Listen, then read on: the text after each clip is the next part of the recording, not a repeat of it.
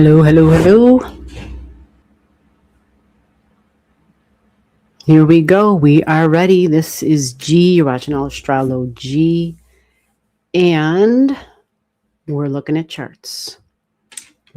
We do birth time, birth date, birth city, birth state. If you want your astrology chart looked at, I will give you a free speed reading. This is to help those out who are not able to come up with the money, basically, to get an astrology reading. So I will take a quick look.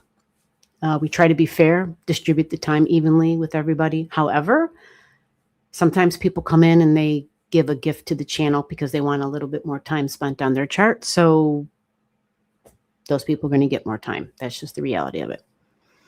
So with that said, we're going to start. We go by the names in the chat. The chat is our cue. That is our line. If you want your reading, get your digits in on the line, right? Wherever you're jumping in and saying, hey, how are you? Do you do a free reading?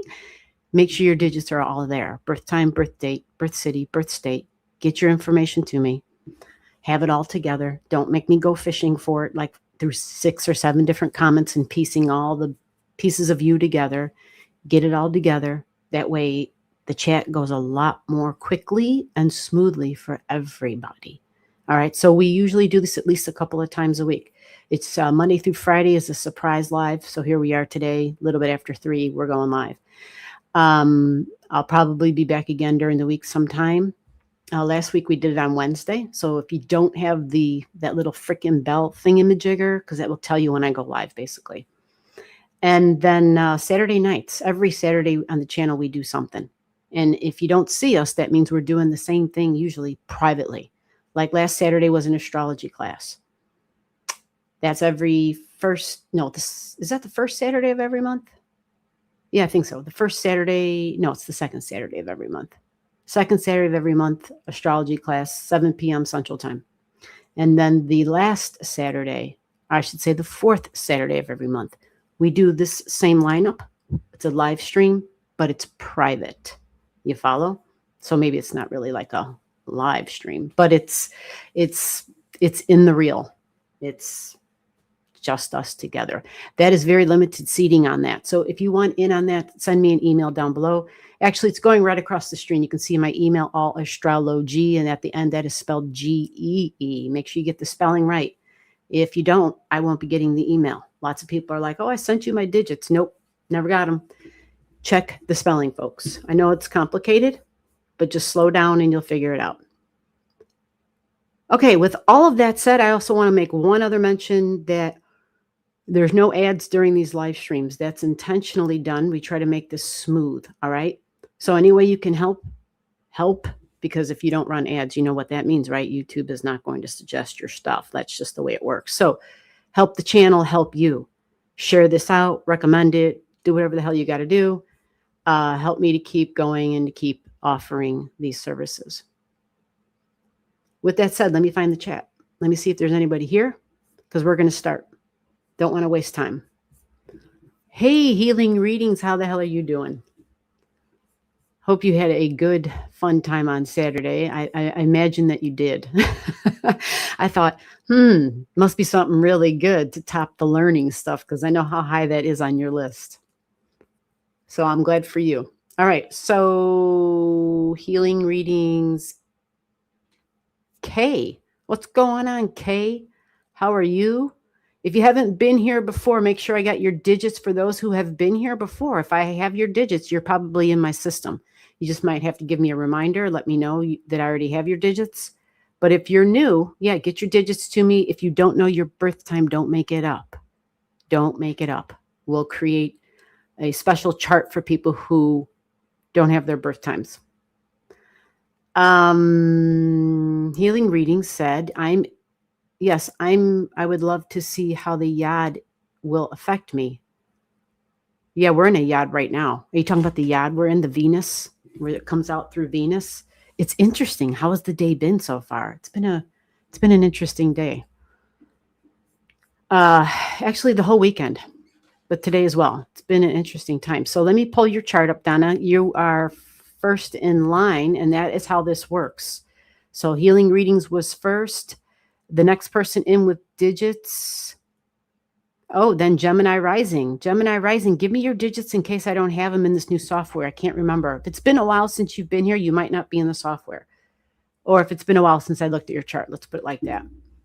And then Kayana or Kay, you're number 3. You follow how this goes.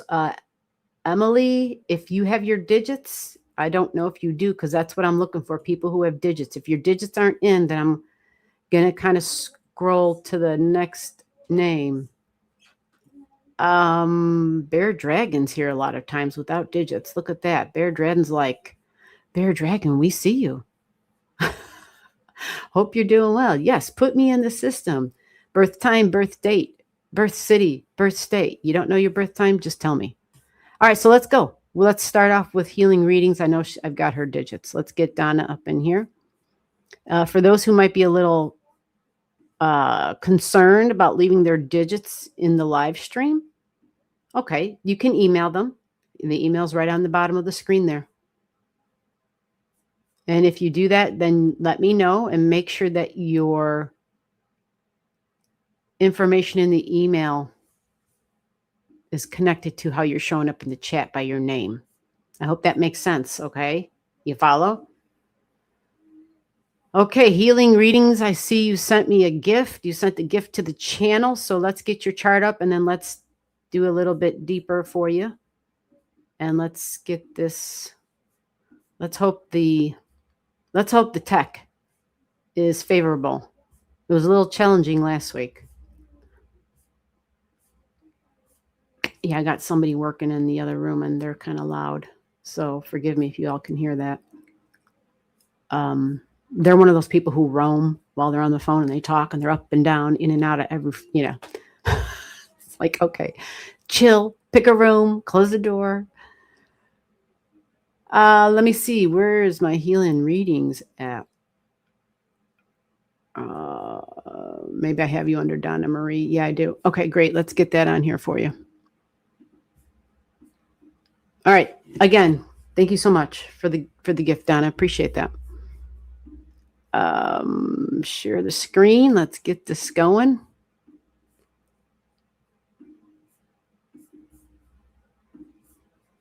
Yay, it worked. Here we go. There was a week where I couldn't even show the charts, and that was actually, I think it was kind of favorable, to be honest.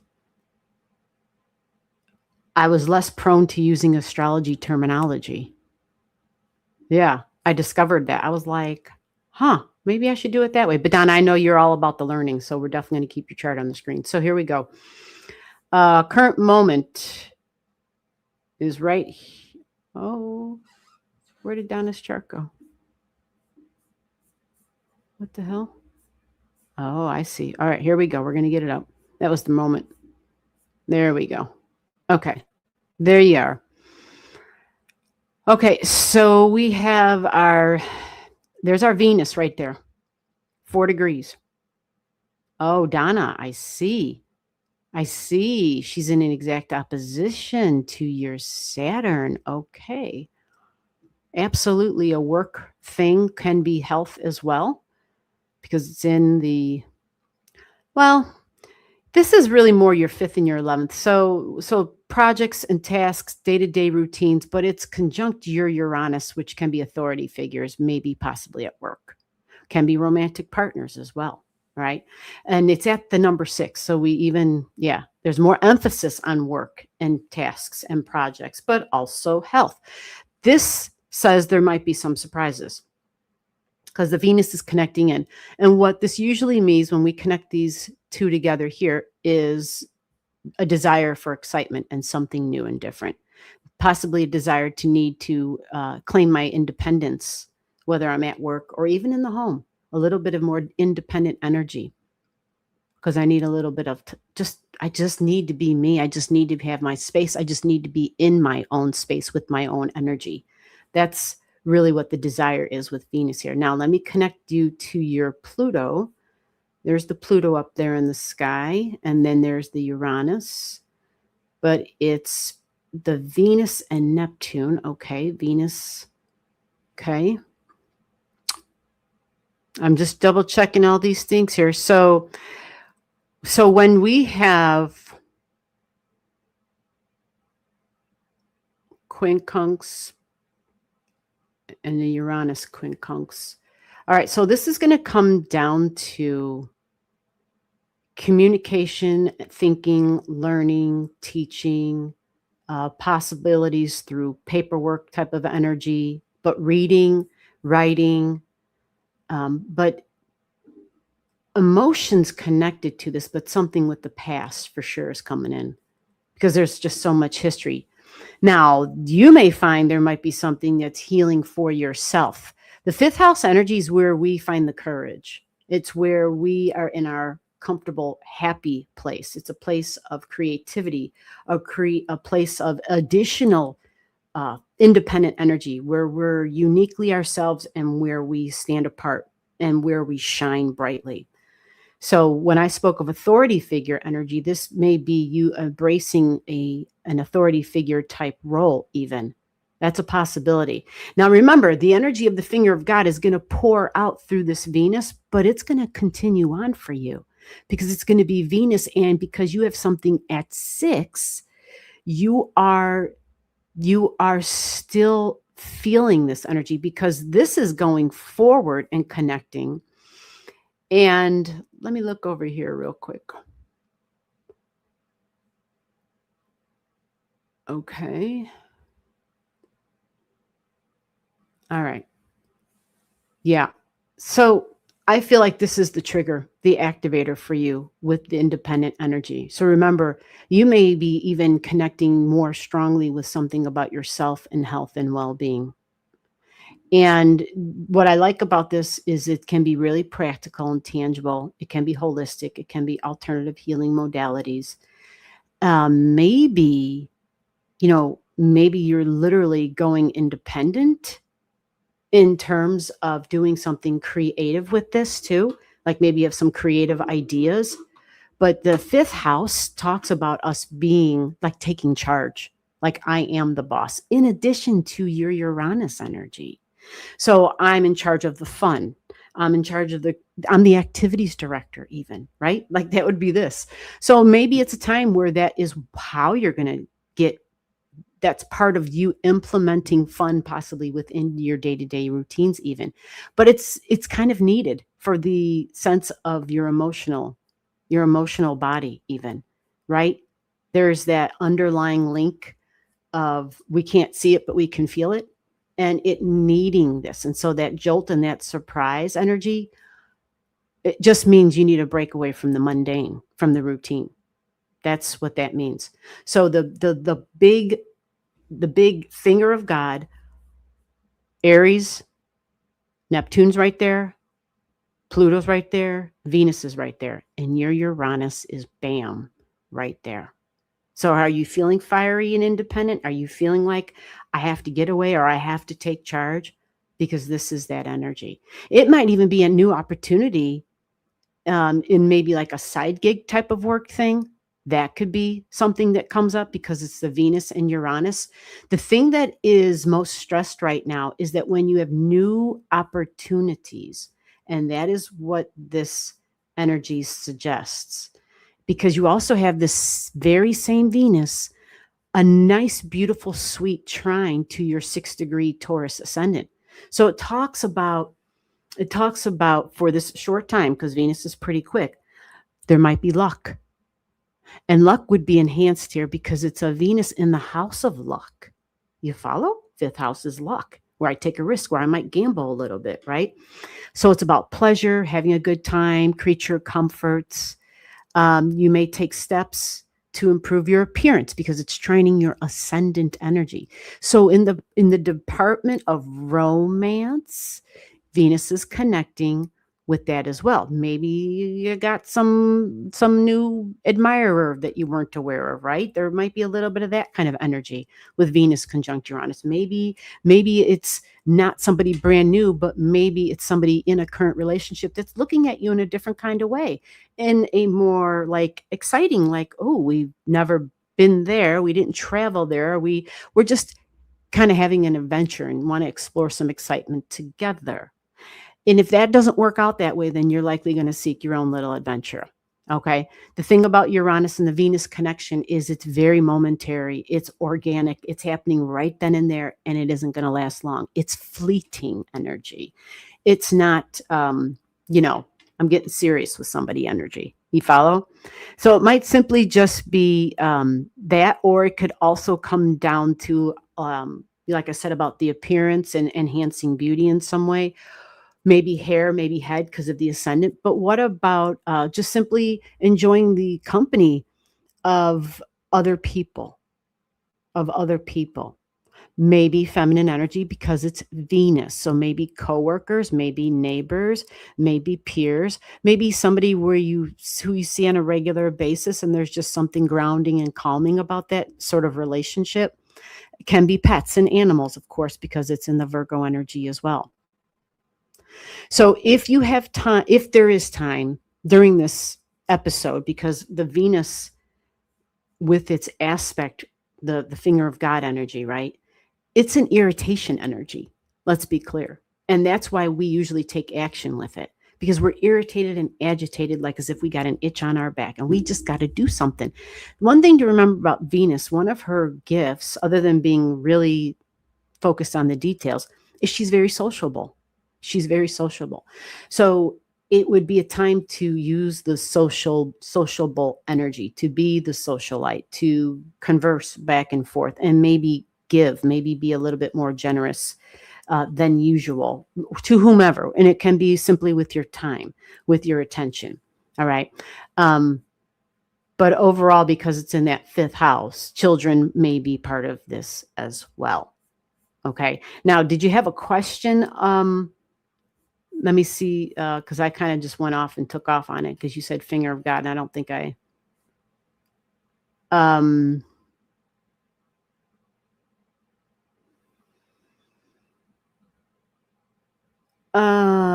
Yes, that is possible. Yeah. Because of the, it just really wants to connect in things that are basic, even through just like food, Venus in Virgo, whether it's gardening and nature in some way, talking about and sharing recipes even. Like, I swear, not even joking, I just had a conversation with somebody where we were discussing recipes. That was one of the things. We were discussing recipes. And we were also talking about social events and parties, and the fact that somebody was discussing a recipe that they're going to have for one of those social events that are coming up in the future. Fascinating, right? And so it was just a swap, because I'm like a recipe person. So it's just like a swap back and forth of ideas. The other thing too that you have going here with this Venus, where the energy is pouring out of, and the energy is connected to long-term commitments, what you're building for your future, but also the deeply spiritual work, the spiritual leadership type of angle that you have here with your Neptune going through your 12th house in your Aries energy.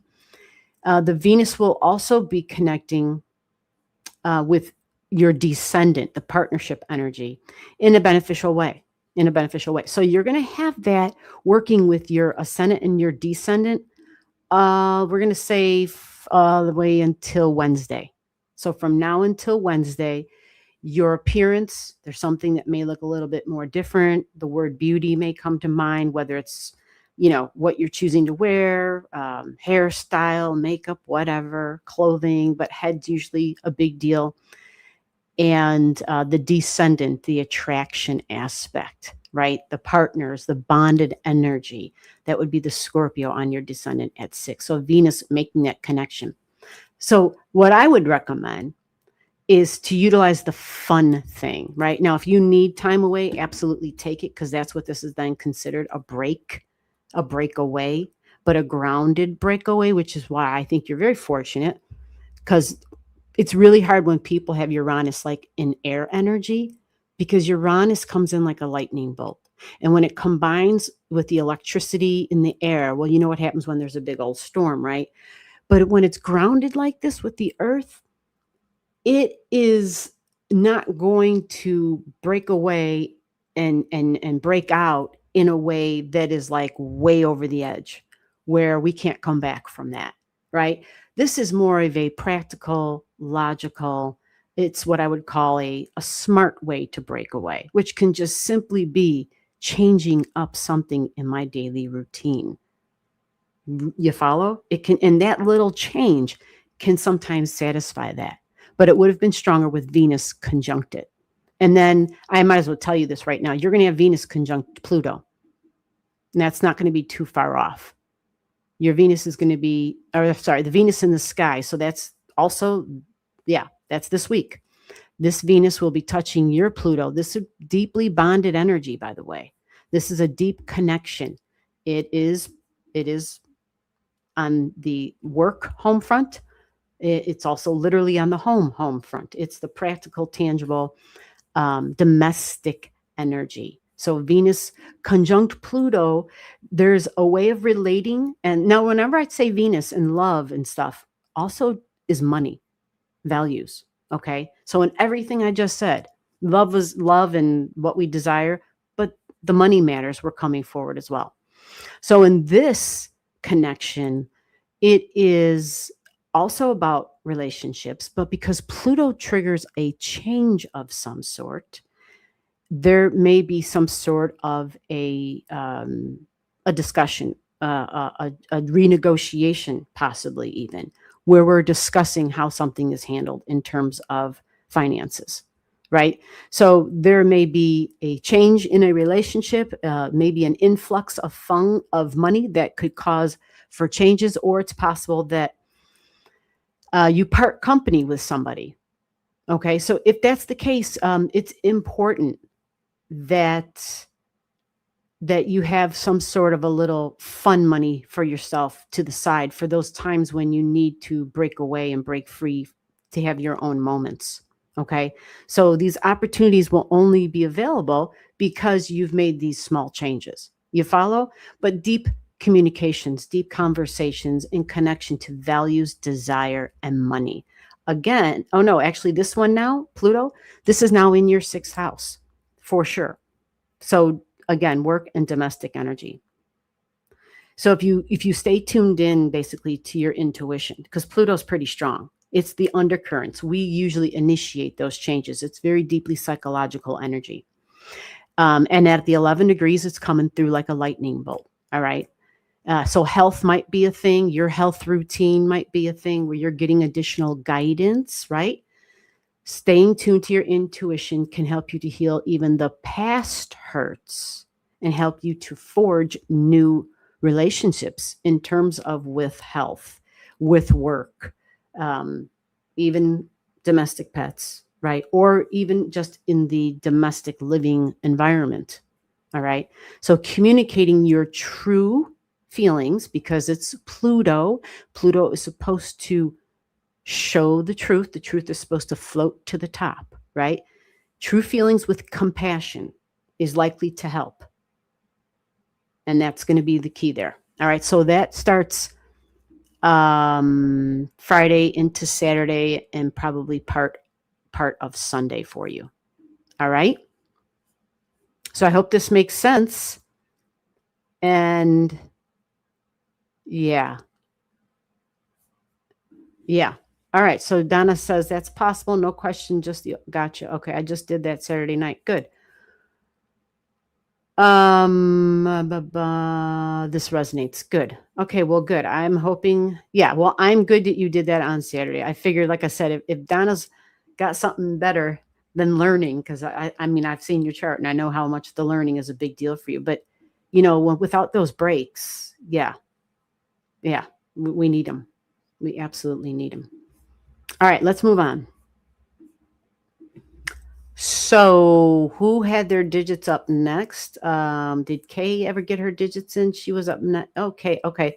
All right, Gemini. Let's see if Gemini rising is still here. Okay, I see your digits at number 3 now. When you got your digits in.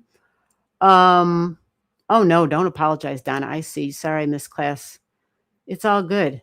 It ended up being, yeah, it was kind of a wild night. It started off wild, that's for sure. But it was a great class as usual. It's a lot of depth in those private sessions. Goes deep. It's definitely not for the not serious people. Okay, so Gemini's still here. All right, so let me see. All right, so let me look at Kate. Okay, so Kayana was here right after healing. And then Kayana has birth digits here. All right, so Gemini, we're going to take Kayana. Her name was next. Here's her digits. 904. Okay, let me draw this up for you. And then I need like 1 or 2 words, Kayana, of what you want me to focus on, or I'm going to read what comes through. And if I haven't seen your chart before, that might actually be best, because I really do have to, get a good feel for your chart. I have to know who you are, but, to some degree, I have to know who you are before I can pretend to, talk about anything else. Anybody should say that if they're reading charts. They have to understand your basic chart first. Otherwise, yeah, I don't know. It doesn't make sense to me, but let me, oh, Kayani Ann, is that how you say that? Oh, okay. So we have, is that October 6th, 1970?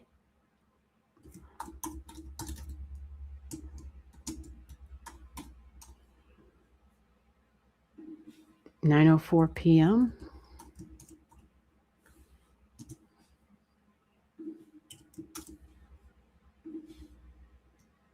Jackman, Maine. Alrighty. Maine. Yeah, I heard about some crazy shit over there recently, right? All I know is I'm waiting for this Jupiter to produce and for the nodes to produce, because the United States is definitely in need of help. So with that said, let's get your chart up here. Have you seen your chart before? Kayani or Kay? I'm not sure which one it is, but here's your chart. And I think I need more water. This is showing a Gemini rising, 17 degrees. Saggy moon, ooh, in the 7th house. Ouch.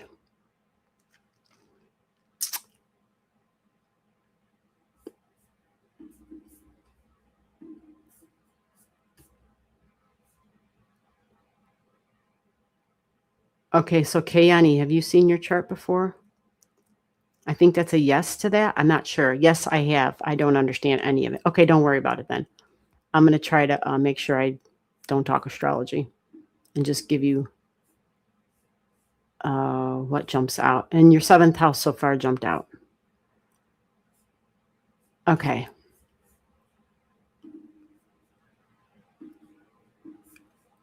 Okay, so I just want to make sure this is your chart, though, and that it's accurate with the Gemini 17 degrees and a 28-degree Saggy moon.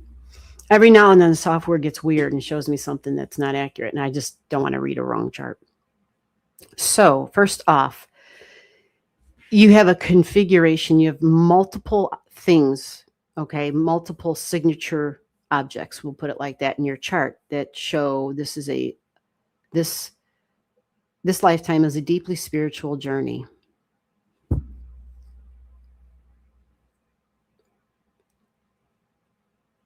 And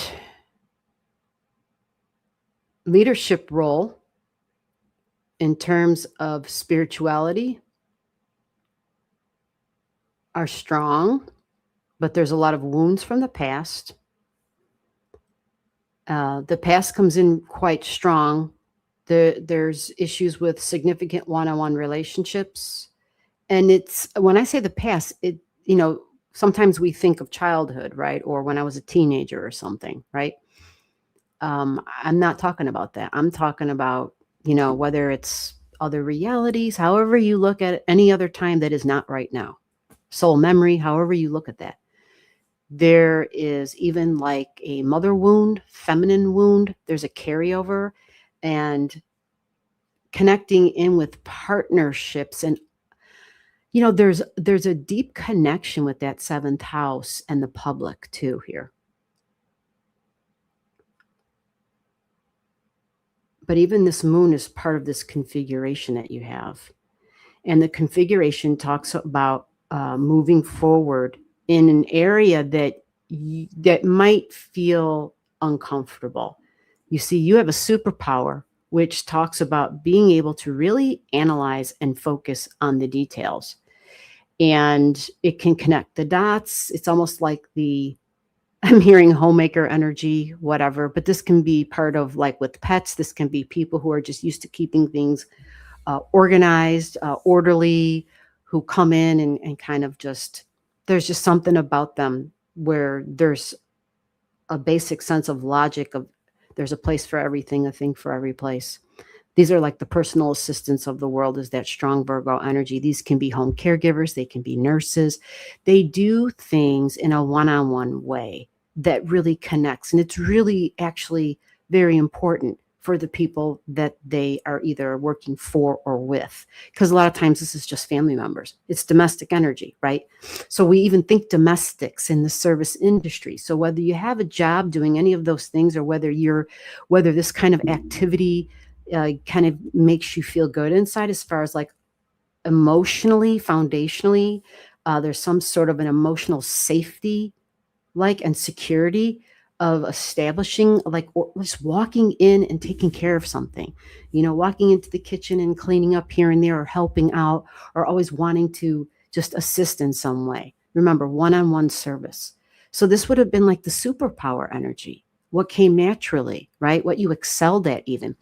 This time around, this is more of you're being asked to go forward in a way that is more about faith and surrender and spirituality. So we're being asked to release a little bit of that superpower, which had the ability to see, this is what's broken and I know how I can fix it. Because it can be really analytical energy, even critical energy, where your superpower is at. It's the one that focuses on the details. It can focus so hard that it doesn't realize other people might consider it to be a little harsh. That's a possibility. This energy can also speak to mom energy in general, however your mom was, or in the home as you were growing up. Just somebody who really, it was like enough already. Perfection. They wanted everything to be perfect and to be just so. The superpower going forward for you is a surrender and a release, and not focus, but to trust, not focus, to have faith, not focus on the little minutia, to say, okay, I don't see that. I just have to have faith. It's going to be okay, even though that's in the wrong place, or that's dirty, or that lid doesn't go on that, or whatever the hell it is. I used to have one of, God, this was back in the day. There was a house full of like 3 kids, another adult. You'd find you'd be in the kitchen and there would be you open at the kitchen cabinet where there's like canned goods, and you would find like nail polish, acetone. You'd find like all this shit that didn't belong there. Holy crap, that used to drive me nuts. I would be like, what the hell? Who? But it wasn't the kids. It wasn't the kids that did it, because they didn't use that shit. The kids were really small, right? So it's kind of like that as a real basic example of how the Virgo energy, how your superpower, the Virgo energy in your 4th house, your emotions, your home, the mom thing, and literally home, the sticks and the bricks, cleanliness and orderliness, how it has to just take a back seat and chill, how it has to just be like, you know what? I'm just going to go and take a bath and escape. That is the superpower. Not many people get this as a North Node, right? Where they get to escape, The difference is use the escape in a healthy way. No drugs, no substances. The escape is Calgon, take me away in the tub, or go read a good book, or go do some damn art. That's what you're focusing on. It can be religion. It can be prayer. It can be meditation. Can be music even. You might find this, maybe you're doing a little bit of that already because you have this very dreamy energy in the placement of what I'm working towards, what I'm working on, my long-term goals. Your long-term goals have maybe a little bit of sacrificial service type of energy mixed in with it. All right. So it's not just plain and simple. It's just a matter of you experimenting and figuring out what that is if you already don't know how it is that you can surrender and release and get the opportunities to accept whatever is, because this lifetime is not about perfecting people or systems. It is about softening, being less rigid and softening into the mystery of life. You're here to discover beauty, the beauty of uncertainty, and to cultivate faith in something greater than your ability to control outcomes. All right, I hope that made sense for you. We are moving on. Let me save your chart into the system. I did. Great. Next, Gemini, are you here? Gemini outlook. God, do I need some water? Hold on. Let me get your chart up here. Let me make sure you're in here. Gemini, you're September 30th, 1972. Is that you? Let me get this on the screen.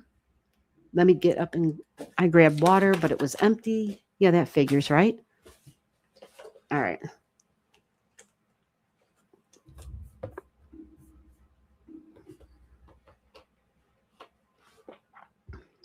All right, it's Gemini.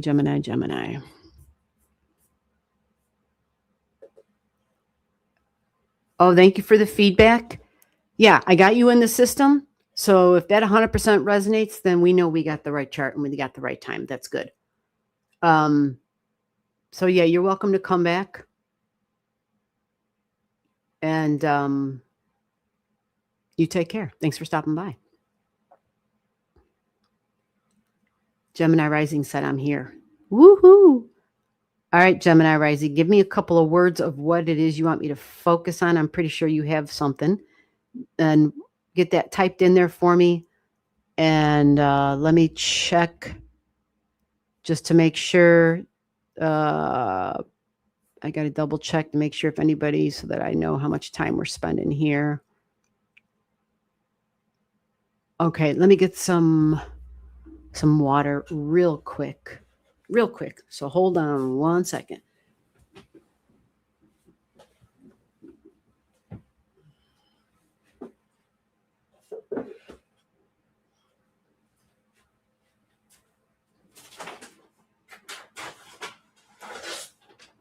Man, I didn't think I needed water like that.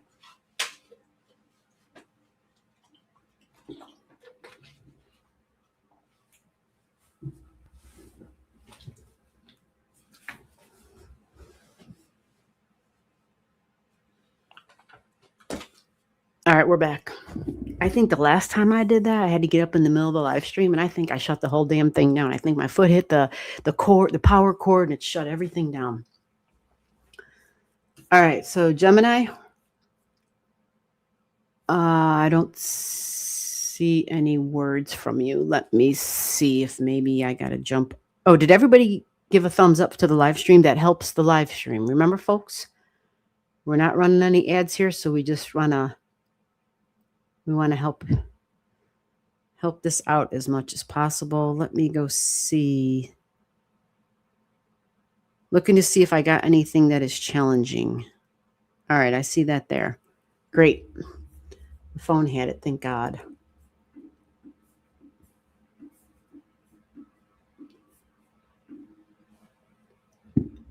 All right, so let's take a peek. What do you got here? Do you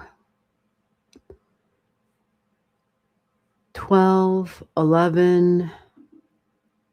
All right, nothing right now at the 4. Yeah, it's a big day. We got Mercury and the Sun together. You see this, everybody? Yeah. Mercury's about to completely pull off of the Sun.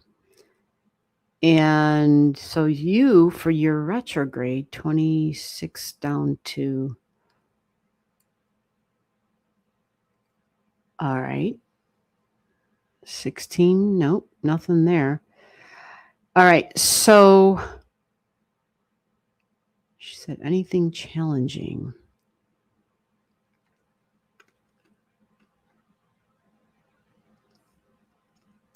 $29, $21, okay, nothing there. Let's go with all right, so it's going to be a minute. Even when the nodes make their change, they're going to be in the same location for you for a while because you have mixed energy. The nodes are going to go to Aquarius and Leo. All right. So, yeah, I don't think that's going to be a problem. That won't be, normally it's just a challenge because it's change of energy. That's all.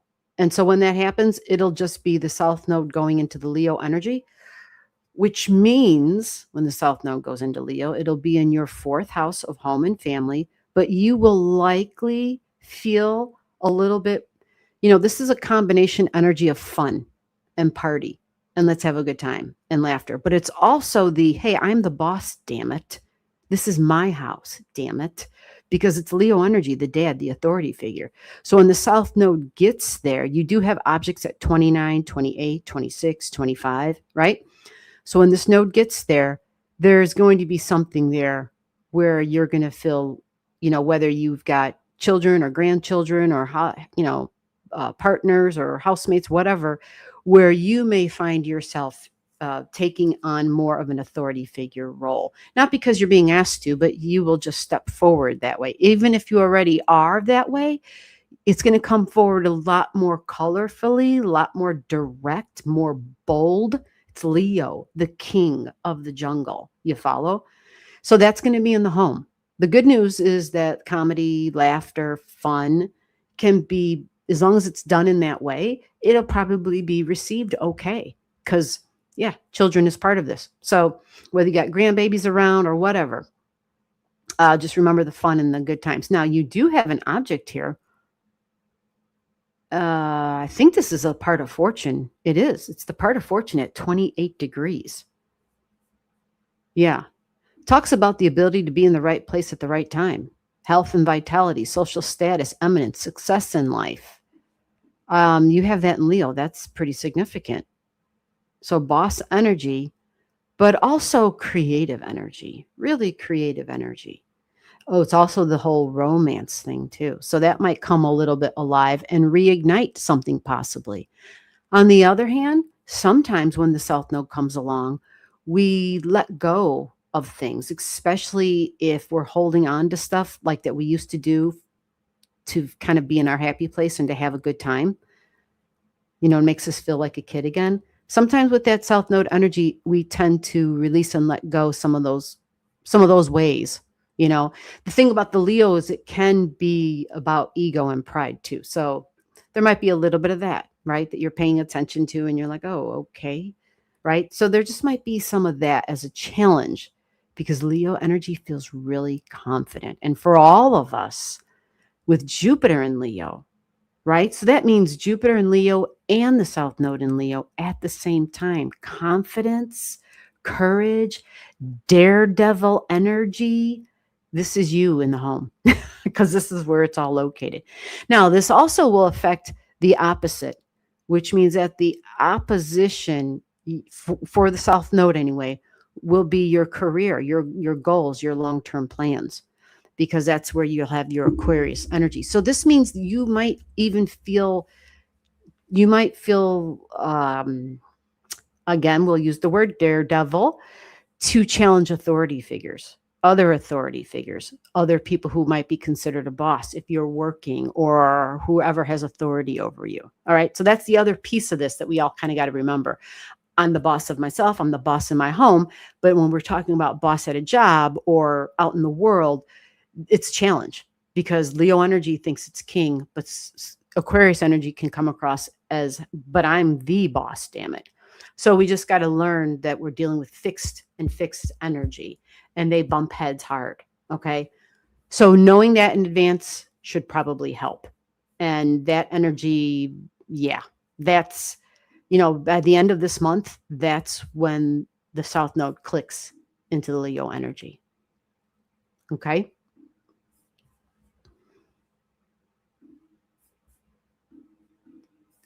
Yep. On your Venus. Oh, yeah, that's going to be a while. Well, let's see how far off.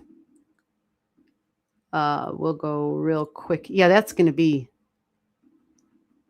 Yeah, that's going to.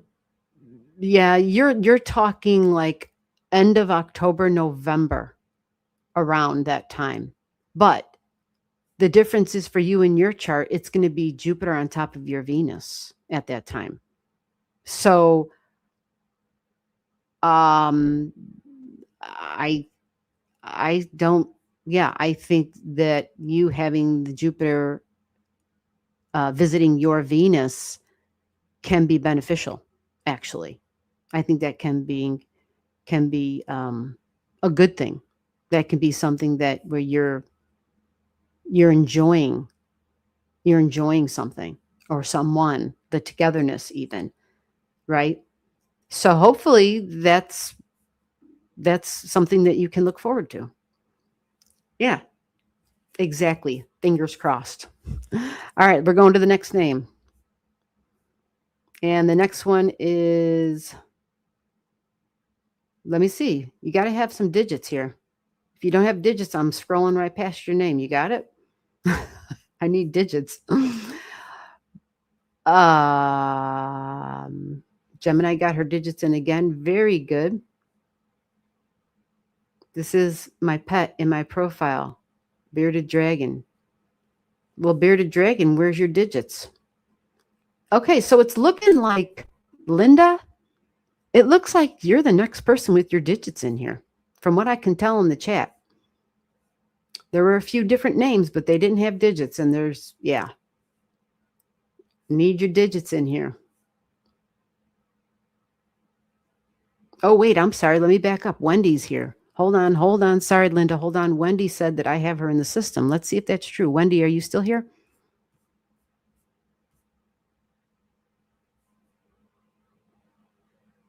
Yeah, if you're just getting here, it's your birth time, birth date, birth city, birth state. Get your digits to me. We'll get your chart up here. You can ask a question. We go in order. For people who have the means, if you send a gift to the channel, I spend more time with you. Okay? Otherwise, everyone's getting a speed reading.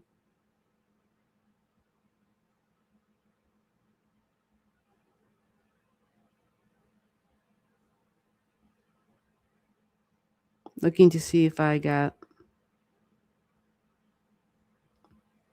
Okay, so Wendy, are you here? Wendy said, you put me in your system June 2nd, 66.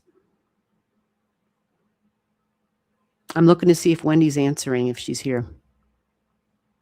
All right, we're moving on then. When I call your name, I'm going to give you once, twice, 3 times. By the 3rd time, if I don't see you back up in the chart to say yeah, or in the chat to say I'm here, then I got to go to the next name.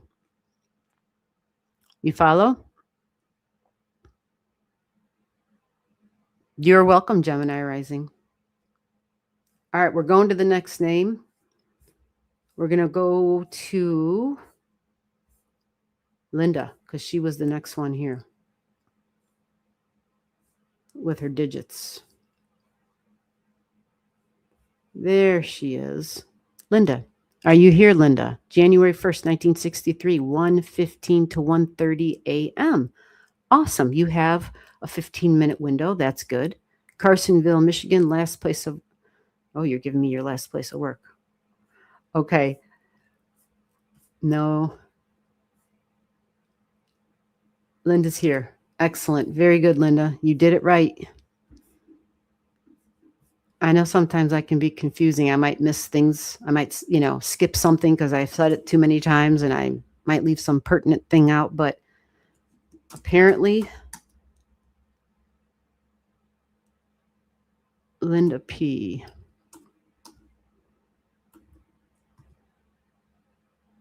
P-L-O-E-P. 2687. All right. And Linda, what am I looking for? I probably should have clicked your name back on. Can this tell how the neck surgery I just did will change my life for better or for worse? You just had neck surgery. Okay. Well, we'll take a quick look and we'll see what we can see. So it's about health.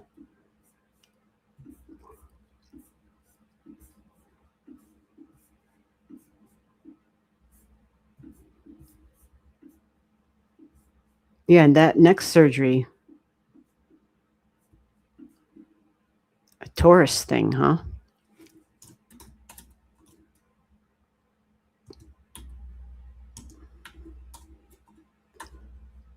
And so for your time, I will go ahead and pick, what did I say? 1:15 to 1:30. Okay.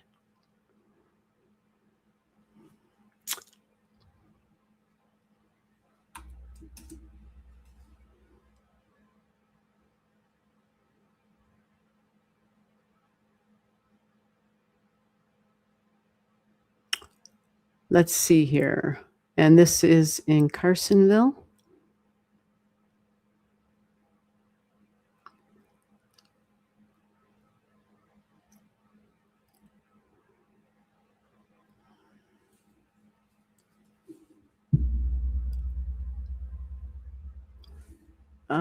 Let's go one. We'll just start with that, and hopefully that's going to be.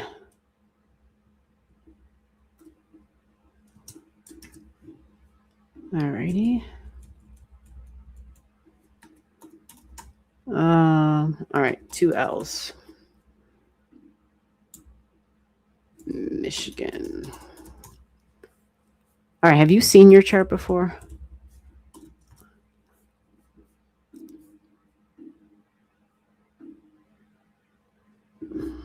Let's get this up on the screen and see what we can see here for you.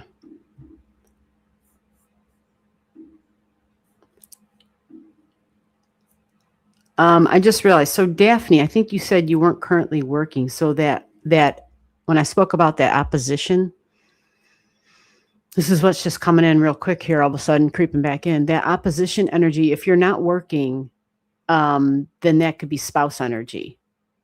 You know, so whether you're married or dating, whoever, somebody or something you're committed to for a long-term energy, it can also be friends because it's group energy. Something or someone that you're committed to, building a long-term relationship with, that you've committed to for, a certain amount of time. It may be a challenge in that way. And that can also be technology because that was Aquarius energy for you. All right, let me get to this chart. Let me get this out of here and let's take a look. This is showing a Libra on the ascendant. And you are a Pisces moon. Interesting. At 16. Okay.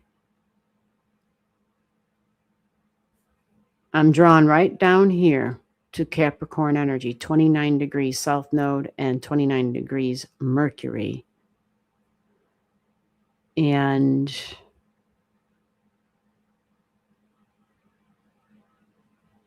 okay.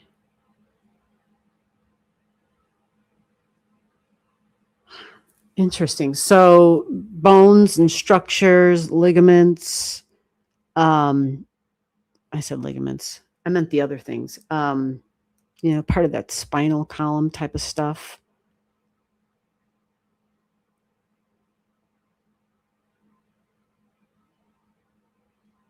It's all Capricorn stuff, but it's also, that can also be part of some Leo energy too. But Taurus normally is the area that rules the neck, and you have Taurus energy on the 8th house cusp line. Wow. You even have that at a Mercury degree, and you have a vertex point there, which talks about fated energy, events that occur. Okay. And this has to do with the head. Interesting. Fascinating. All right. All right, let me check out so your sun was trining all that, Jupiter and Neptune was trining all that, Vega trines all of that natally for you. Sirius also. Oh, so you have a really strong Earth trine here, really stable energy. That's a benefit. And if you look at this chart, huge Merkaba in your chart. Usually people's charts like this, things kind of the energy easily occurs. Okay, let me go to what you wrote. From the next year, I just had will my life change for the okay. So let me see. Had you been living with limitations? You do have the Saturn degree here, as far as with home, childhood, mom energy, emotions, family, house, literally where I live, cold, rigid, separated, maybe even like unbelievably structured, too structured kind of energy, boss energy, like running home like a business. And so structured can be physical structures even, but that might even be within our own body. Sometimes the Capricorn stuff can represent like we have to wear braces on our body. We're restricted in some way, like our mobility in some way. But would talk about maybe even a restriction of mobility with and around emotions and family. Okay. But the Mercury on that South Node I'm thinking that had to be a benefit. So I just gotta, okay, so that's quincunx with Regulus. Let me see if you have, not exactly, but almost. Okay, that's interesting. So, okay, so, this is probably something that, well, we just gotta, I said the Leo energy, and there it is. It's your Mars right there at 24 degrees in Leo. It's a retrograding Mars. And according to this chart, this planet Mars, Mars can be what creates swelling and inflammation, but surgeries, okay? And Saturn would be the restrictions. And for you in your life, Saturn is the one that's created restrictions for you, for sure. Because it's just the setup you have in your chart with the location of certain objects. Saturn is your great malefic. So delays, slowdowns, more very structured energy, as in, if someone's not, as if they are like the authority figure, very authoritative within the home, but it also shows group energy here. So whether you were a part of a group environment, whether that meant science, whether that meant inventions, maybe even, like I said, if there were things you had to use, tools, medical tools or whatever. I mean, this can look a lot of different ways, but this is all in the home so far. This is all childhood so far. So even if it wasn't like physically, these things were like this, energetically, it would have been this way. You follow? Which, the energetics, by time the energetics, they're creating what physically manifests, right? What's the teaching? By time we see it in the material and the tangible, that's the caboose on the train, right?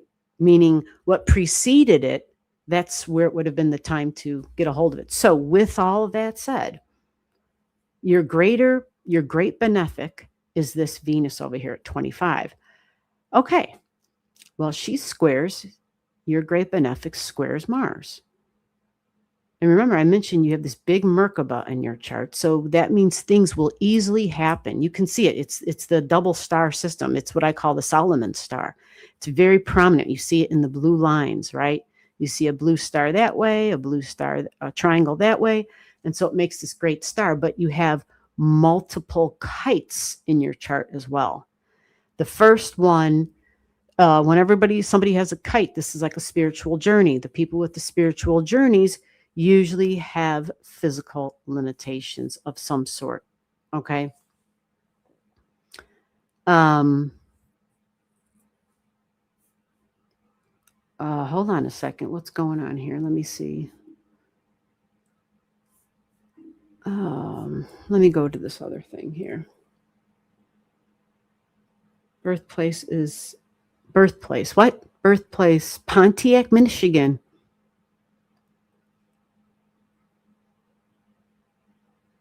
Oh, well, then let me change something. Holy shit. How did I see that? Let me see this. Somebody, oh, it's Linda. Birthplace. Where the hell did I get Carsonville from? Oh, God. Okay. I apologize. So please, folks, I don't know how the hell I did that. Pontiac. All right, let's make a change here. This is where I talk about I don't like the delays of me reading a wrong chart for God knows how long. For some reason, why doesn't it not want me to?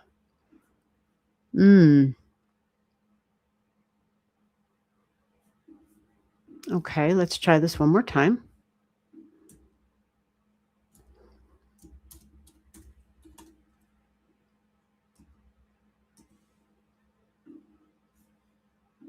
Let's see what we get.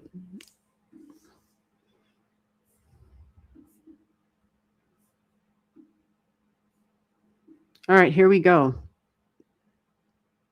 So, Linda, did you say if you've seen your birth chart before I read anything else? Back and neck pain. Okay, yes, for 30 years. For 30 years plus. All right, I'm not going to go backwards too far. Okay. Mercury retrograde. Oh, that's for sure. All right, so here this chart shows, thank you for answering. No, you haven't seen it. All right, so here it is. I don't know how far apart Pontiac and the other place were. Not much changed. Not much changed. So they must not be too far off. Right? The other one was still Libra? Because I'm still seeing Mars in the same spot on the 11th house cusp line. So even the Mercury is the same, the moon is the same, so not much has changed. So those locations must not be too far apart, so we can keep reading. That also means that everything I've said so far is accurate, unless your birth time's way out of whack. So, okay, so where the hell was I? Your greater benefic is Venus, and she's in a strong square with this Mars energy, which is really needed here. Group energy,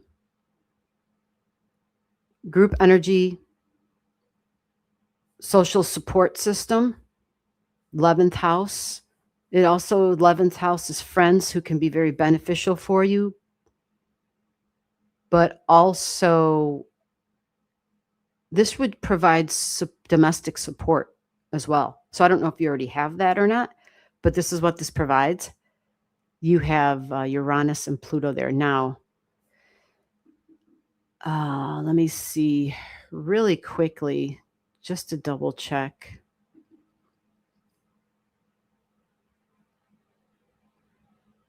You have a very strong Mars, and this can be tricky because that Mars is so strong, and it being with the Leo for the next stuff. And you have Pandora's box. You have a lot of stuff that trines it. Okay. Okay. A lot of stuff from the past.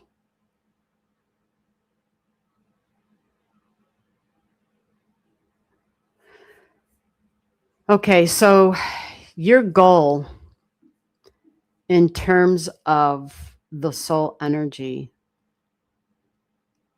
is to release control, release the rigid structure, release. There's something that is This energy is what controls a lot of the structural stuff that happens in our body, spinal stuff, stuff with the neck. And this was one of your superpowers. And it's connected directly to your thinking, your thoughts, your communication style. It asks the challenge. It says, can you take on the challenge to maybe work a little less hard, to not look so much for people to look up to you, possibly even to being the boss. It talks about humility and being able to express our emotions. It says that you have a wealth of wisdom, but it might be hard to express that energy. So, believe it or not, connecting in with that would help. I know you want to know, is the surgery going to help? The surgery only helps if we do this other deeper inner work I'm talking about. Does that make sense? The combination would be like home run, would be like phenomenal, would be like, okay, this time it's going to work. We got this under control. But that's where the change has to occur. The change has to occur there, where I become more empathetic, more nurturing, where I become more warm. And it's not to say that you're like some big meanie or that you don't care. This is not what this is saying. This is just based on a lot of the energy that you've carried forth with you. So it talks about growing into your own intuition, your own emotional depth, discovering there is great courage in opening your heart. Because as we open the heart, it goes up through the body and we open up other realms and things become more aligned and more balanced. And the other stuff sometimes, it gets knocked out of whack. It doesn't move. It becomes really very extremely rigid energy. So this is asking you to align with the life path that creates a foundation of love and belonging. And this is a huge challenge because it's at the 29 degrees. But if you can accomplish that, if you can do that, that will allow what you've had done to truly flow freely better, because your Mars at this degree and in Leo energy talks about a creative form of expression and letting divine energy flow freely from you. So whether it's the divine energy, creator, universe, something that's greater than you, whatever word you want to use, but letting it flow effortlessly and freely from you. And that's a life's work. It's a big deal. It's a life's work. So sometimes, especially since you have the Scorpio energy in the second house cusp, this is deep, deep emotions, possibly betrayals and tragedies and trauma. And sometimes we might need to talk to somebody to help release some of that stuff, just so that we feel safe to talk about something, right? So if that's the case, if you have an opportunity, whether it's personally or professionally with somebody, then maybe look that up, maybe past life regression kind of energy to help, discover some of that if you don't know what some of that is. But a lot of the energy that we carry comes with us just not knowing who we are, not loving ourselves, not accepting ourselves, and ultimately betraying ourselves. And that's like the source of usually all the wrongness that happens within us. So this is asking you to kind of have faith in that and to kind of tap into that. You follow? So I think it's a combination. All right. I'm not against, following doctor's orders, but I think it's a combination of doing the inner work, right? And our inner networks, our inner work. Yeah. So hopefully that helps you. I'm going to save your chart into the system. But just remember that Leo energy is very optimistic, very optimistic. And I'm just thinking, okay, so your great benefic Venus, she was already there. She's now on your Uranus energy right now, which is how you're here. Venus in your 11th house of astrology and online, doing something different, something new. Venus is your great benefic. This means Venus is also part of the angelic friends and asking you to ask for help. And sometimes the asking to ask for help is simply just saying, I need help. Help me. I can't do this alone. This is beyond my capacity. I need your help. I need you to step in. I need you to take over. I need some solutions here. And a form of surrender and tell me, okay, what do I got to do next to get rid of this? What do I got to do next? According to that chart, you're not used to being in that position. According to that chart, you would be somebody who'd be used to taking command, who'd be in control, and who would work very diligently, very hard, and just, do what needs to be done. Responsibility and duty would have been big and very, very serious energy. Very serious energy. So keep at whatever you're doing if you're finding something that's working for you. But surgeries are only part of the answer, is the answer. All right. Who is next? Let's keep going here. All right. Who's after Linda? I'm scrolling, looking for more birth digits here. Me again. How are you? I send you an email. Oh, great. I have questions. Am I going to move? 4th of July already passed. This time I have questions. 4th of July transit hit me in all houses. Am I going to move? Let's go see your email. This is NN. Did NN send me an email? Istanbul. Our building going to rebuild.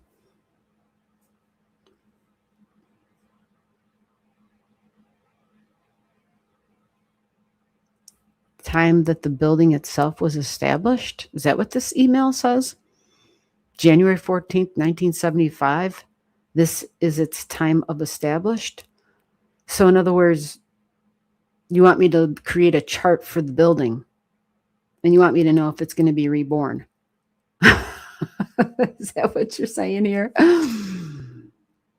And I would assume the location and all of that. Yeah, you got to have a location, a city, country. You got to have all that in there. But am I understanding this correctly? According to the email you sent me, you want me to create a chart for the building. So I'm going to go next. You reword that for me to make sure that I'm clear. And I'll come back around. So Mr. Reborn says, in my browser, the likes are disabled by owner. Oh, you can still click the thing. Go ahead and click it anyway, Mr. Reborn. It shows up. You don't see it on your end, the YouTube. The reason I don't have it, and it is disabled by the owner for a reason, but the system still counts it. You follow? It is to discourage people from coming and to just clicking a thumbs up for no freaking reason, or prematurely clicking a thumbs up, or other YouTube channels from coming by and saying, I gave you a like. Will you come over and give me I don't want any part of that. I don't have enough time to be doing that. So yes, that was intentionally done. But yep, definitely click the thumbs up if you are trying to help the channel. That would be great. You could share it out, do whatever. That helps. All right. So Vicky says hello and greetings. Hello, Vicky. Gemini's got her fingers crossed. Vicky says, can I ask my question? What's digits, birth time, birth date, birth city, birth state? Have all your digits together on the same line. I don't have time to go fishing. All right, Samantha's got digits. May 5th, 1999, 8:12 a.m., Port Huron, however the hell you say that, Michigan. Does that sound about right? Samantha, are you here? I'm going to get water.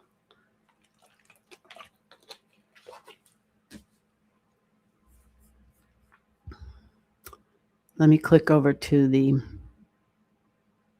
oh, there's Samantha in the Oh, very good. All right, so I don't need the last place that y'all lived. Maybe that's how I got mixed up. I need your birth location, okay? And I see you have it here. But if you put another city in there, yeah, that's how I got mixed up on that last chart. Yeah, all I need is your birth location. If I was doing where you currently live, that would be a whole different thing, which wouldn't be part of a speed reading. That's more time. That's looking at multiple charts. So with all that said, let's get this chart created. Let me see if Linda's still here.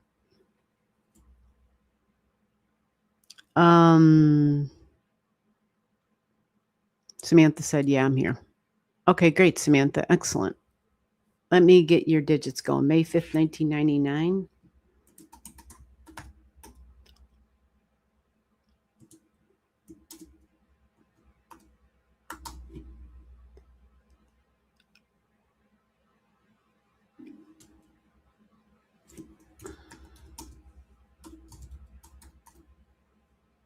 And 8:12. Okay, great. 8:12 a.m.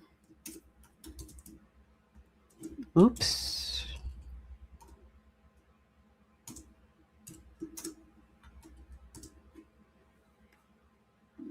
And Port Huron.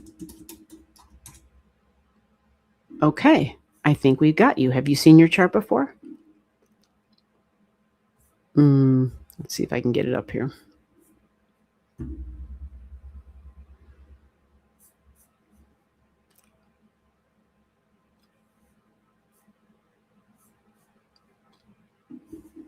Let's see what this says here. She said, yes, I've seen my chart before. Great. All right, that helps. This is Gemini rising at 17 degrees. And I've got a moon in Capricorn at 7 degrees. In your 7th house. Barely. Retrograding Mars in Scorpio at 0. Wow. Watch out. Yikes. All right, you have some intense energy in your chart. You even have a freaking Pluto retrograde in Sagittarius. Wow. Wow, wow, wow.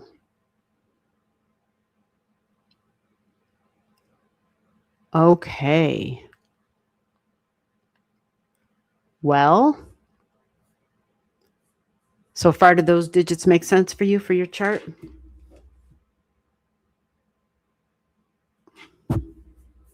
Because this is going to tell me that 8, 28, 21, 21. Wow. Leo in the 4th house cusp line, strong creative energy, taking the authority within the home. And then you have your North Node right there in Leo too. Which means your South Node and Uranian energy. Wow. A quest to develop inner strength. Times of independent energy, which this is a superpower for you. Doing it, going it alone. This is tech. This is science. This is astrology. This is very inventive, creative, original thinker type of energy. Whoa. Right. Tech at the midheaven as well. Social systems, social structure, social order, global energy, right? We think of supply chain, but we think of just how all the moving parts, all the moving pieces of how the major systems of the world occur. Like, holy crap. You have the Jupiter energy up there too. Wow. So this is a very strong point for a person to have at their midheaven. This is meaning you're using an old life skill, something you really already mastered, and you'll be building upon that really strongly. So science and tech, space, all this energy. Very different and unique. you're being asked in this lifetime to go the opposite route, the exact opposite, which is the Leo energy in the third house of talking and communication. This would even be inspirational communication. It can be a little dramatic and kind of like sales and colorful energy, but very lively energy. This can be even business and commerce with the Leo energy. And many times we can still kind of have this go it alone energy because this is still boss energy, but this is energy that's supposed to be connecting to generosity and courage and heart and higher heart energy. You follow? So with this strong individuality that you developed and that you still already have, this is about confidently, courageously stepping into the spotlight. You follow? So one of the superpowers of the past is some of that independent stuff, but it being relied upon group approval. This is the exact opposite. It's not so much concerned about the group approval. This is more about shining in your own right. It encourages you to cultivate more creativity and self-expression is the bigger deal here. And joy, authentic living, authentic self, and experiencing joy through creating but through expressing. Remember, this can be very highly dramatic energy. Having this in the third placement, Leo energy is connected with people with great vocals, great voices even. Taking center stage, inspiring others to do the same, creating a ripple effect of confidence and self-acceptance. This is about leadership roles or simply living with more of an open heart even.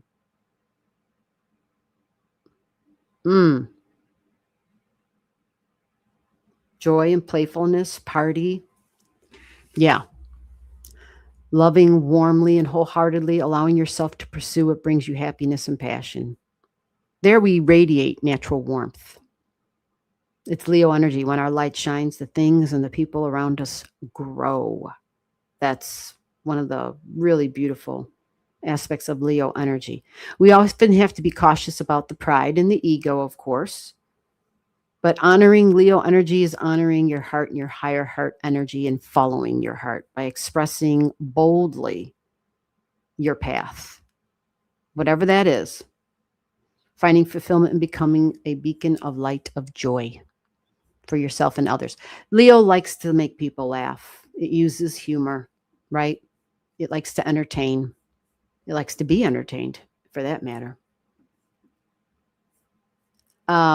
You do have a report card right here, a home report card with the Leo energy. So this would be connected possibly to children as well. So if that resonates for you, if it connects strongly to children, which I feel like you already know about this energy though, because you have a really strong trine in your chart with the node in your fourth house cusp line, children, home, and family, fun, creativity. But you have Jupiter.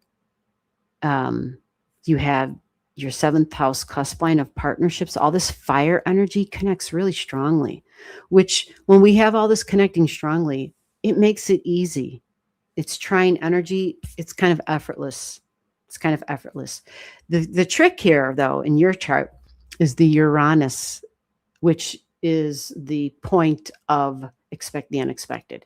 You never know what's going to happen. This is the energy of, it's in the energy of higher thinking, higher thought. It's ideas, high intellect and ideas. This is where our scientists, right, get their downloads. This is where the inventors get the big aha. We get these big, great ideas that just kind of pop in out of nowhere. But it loves the element of surprise, especially in group energy. And sometimes it can use humor to do that.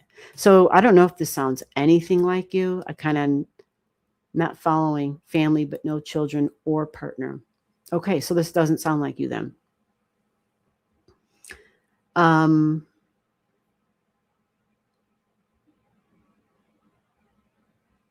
Not about Pluto retro, not totally sure about the rest. Not following. Yeah, well then maybe this isn't your chart if it doesn't follow. Maybe it's the wrong chart. Are you a Capricorn moon at 7 degrees? Gemini at 17 on the ascendant? Because the north nodes and all that information I just gave you, like if that didn't resonate with you, then I would say this might not be your chart. That's what I would say. Or if this is your chart and the things that you value, maybe you're not aware of some of those things. That's a possibility. You got a lot of energy in Taurus hidden in the 12th house. And that Taurus is what I love, who I love, my values. It's all hidden from you. So maybe there's a little bit of that taking a part of this. I don't know for sure, but the Pluto energy is intense. The Mars at 0 degrees is going to be extremely intense, bonded energy, desires, shared desires. Mars at 0 in a retro it means I'm going to take action with something. I'm going to be like the warrior even. This is energy of, if I'm going to go into battle, I want this person on my team, not as my adversary. Really intense energy. But the Pluto too, the Pluto and Saggy can be very much intense energy, a searcher and a seeker of truth, but intense about it. And maybe it has to do with yourself and your own health. But somehow you've weaved in spirituality. But even if maybe you haven't gotten there, maybe you don't weave in spirituality. Maybe it just has to do with your job, your job. So if that's the case, then some of the things I'm reading, maybe it's not time to hear about them. Maybe that's what it is, huh? Maybe I'm reading too deeply. That happens. Sometimes people just don't get what I read.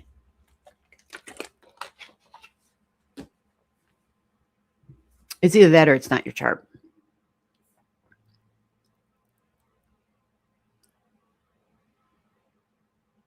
But yeah, taking action, a lot of fiery energy here.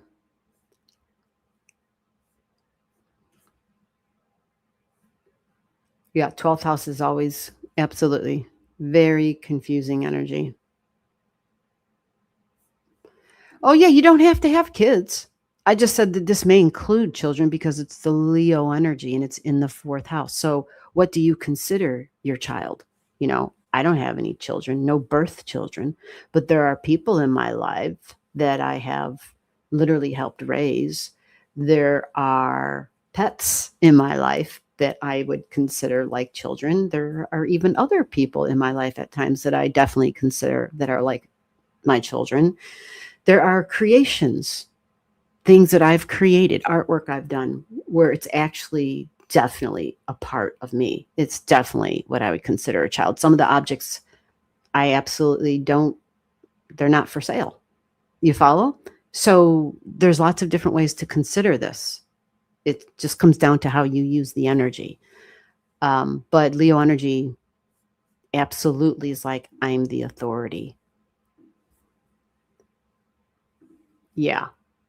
Yeah. And Saggy definitely is spiritual energy. And you having the Pluto there, these are going to be seekers of truth. These are going to be the folks who will probably go to the ends of the earth and back to get to the truth. And that Scorpio energy, that Mars and Scorpio, these are people who will dig, who will excavate for the truth as well. They are diggers, they are drillers, they're intense energy. And many times the intense energy, we don't know we're intense. It's the people around us who have to tell us that we're intense, just letting you know. So maybe talk to some people that you know and see what they have to say about that. And you might find, there might be a little bit of some revelations there for you.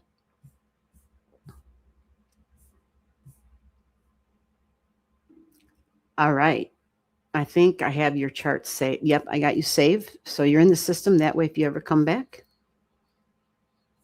you're already here. All right. So I see, Vicky just gave me a birth location and a date. Yeah, you need your birth time And if you don't have it, well, I would need a city as well. State of Texas is pretty damn big, Vicky. At least that's what the folks in Texas tell me all the time. Okay, so yeah, once I start reading a chart, this person that said this, yeah, I know it's tricky because you see me, right? And you think I can see the chat. I don't see the chat.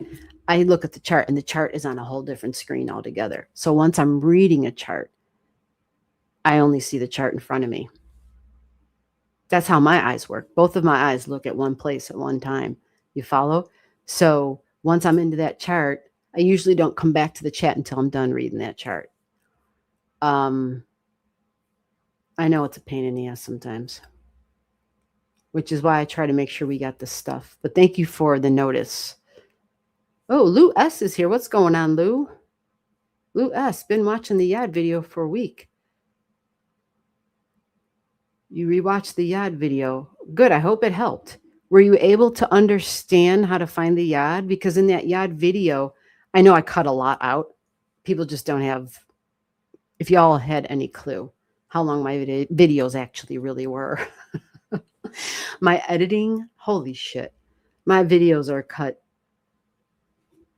God, what you're getting isn't even half of the video. Really, what you guys get by the time I put it up on YouTube is maybe 30% of what I actually recorded. No shit. People just don't have the brain. I don't want to say the brain. They don't have the time. They don't have the attention, the time, they don't have that. They just don't have. Yeah, they just don't have it to see it for that long. And I get it. If you're not into it, it's awfully deep.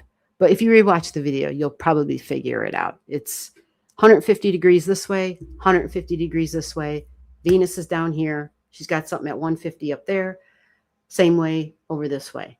So it's 150 degrees and Venus is down here. You follow? And that Y for Yad, finger of God, right? That's it. So Venus is going to say practical values, show love in very practical ways. I made sure that my husband's favorite drink was in the refrigerator. You follow? I made sure I dusted for him. Shit like that.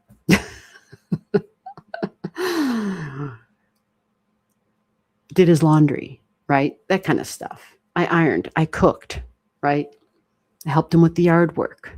You see, it's Venus in Virgo. All right. All right. So, I got you in the system. If I'm going to move, then there is no need for the building. Then definitely the building is gone. All right. So here we go. We got a look at this. We got a location. All right, Vicky, are you still here? I'll give you a noon hour chart. Tyler, Texas. I don't know my birth time. Okay. Chef Rihanna's here. All right. We can get you a chart. Let's do Vicky first. Then it says Chef Rihanna. Then it says Biddy. All right, you guys got the gist. You got your names with the location and the information I need. Thank you. That helps. Tyler, Texas. Very good. All right, so Vicky's like, I am still here. All right, Vicky, let's get you up here. Let me double check the email. All right, so remember now we're doing these readings. Everyone gets a free speed reading. For folks who have the means and who want me to spend a little bit more time on your chart, you send a channel gift to the channel. If you don't have the means, don't worry about it. I'll give you a speed reading. All right. Vicky Swana. All right. That's a name I was able to pronounce, I think. And we have March 11th, 1971.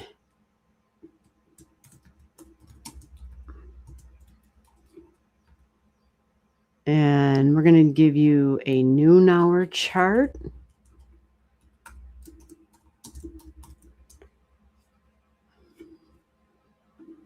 In the future, Vicky, you should be able to go to the county that Tyler, Texas is in. Most states nowadays have an online where you can actually contact them and you pay a small fee, usually a reasonable fee, and they'll look it up, your digits. They'll get your information to you and they'll send you your birth certificate, and your birth time should be on there. Now, I could be wrong. I can't speak for all the counties, right? But typically that's how it works. And then when you do that, whenever you do that, because I know I had to do it when I lost, I don't know, I didn't lose, my shit was in another state somewhere. And so I just said, I'll just send in for another one. And I knew my birth time, right? But I had to have the actual birth certificate for some paperwork or something I was filling out. And it took, once I sent the money in, which was easy to do, it was online, they gave me a window of like 3 months before I would get the certificate sent to me, a processing time of up to 3 months. And I thought, holy shit. I didn't think, you think it's online, it's not going to take long. So if anybody's thinking about it, it's best to do it sooner rather than later. Because if you're ever in a pickle where you somehow need it and you don't have it, it could be a long wait time. So it's best to just have it ahead of time, because 3 months is a long time to wait. And I was in a situation where I needed it. I had like a deadline. And so I ended up missing the deadline, which was fine. But at the time, it didn't feel fine. At the time, I thought, holy shit. But everything worked out, thankfully. Yeah. And that's for everybody, wherever you guys live, at least in the States. I can't talk about anywhere else because I don't live anywhere else. But so let's get your chart on here, which means this is you. Kind of exciting. If you haven't seen your chart before, March 11th, 1971, Tyler, Texas, gave you a noon hour chart, which means this is you, but some of the details are going to be slightly off because we don't know your exact birth time, which means I have to remember not to look at the house cusp lines because that's where the birth time comes in. So this is telling me that you are a person that will find emotional security, emotional satisfaction, emotional safety when you are in a place that is more neat and orderly. Now, because I don't know where this is in the chart, it could be anywhere. It could be at work. It could be at the career. It can be when you're with friends. It can be in talking and communication. It can be when you're creating something neat and orderly. But an element of focusing on the details, providing a little bit of structure and even organizing, because we want things to be just so, like they should be placed in smart locations. Things should be functional. I walk in and I want something. I want to improve upon something. Like I want to leave it better than I found it. I want to, this might be even where I'm helping people, emotionally satisfied when I can help somebody. But I'm going to do it in a very practical way where I could cook somebody a meal. I can clean someone's clothes or house or just stuff that's really mundane and non-flashy. So whatever the hell that is for you, right? I know my housemates love going into the yard and doing gardening. They love that. And they have the same kind of energy. They also love having things make sense, make it make sense. Energy, this would be important with a person who has a Virgo moon, which is what your birth time that we've established it as a Virgo moon. Now, if you get your real birth time, it's possible. This is, you're right in the dead center either way. So yeah, I won't talk anymore about that because it might change your stuff. But at least according to this right now, and if it doesn't make sense for you, if it doesn't sound right, then maybe maybe we definitely should look up a birth time. But according to this, I'm reading that structure would be important, especially according to things that you value. Money, food, finances, these are things where you're going to, even love, you're going to be very serious about these items, these people, the bank account. You're thinking about building for the long haul, for the long term. So you might be, in terms of food, very serious. Like, I don't play around. That's my duty. That's my responsibility. So whether it's professionally, doesn't have to be. It can be in the home where I take this very seriously. I don't mess around with this. Like, I am focused on this. And I take on a role of being the boss figure when it comes to this. According to this, you would relate it to health. According to this, if this is right. The value and the connection with your financial health as well. This would be a big deal. Financial well-being, job, career.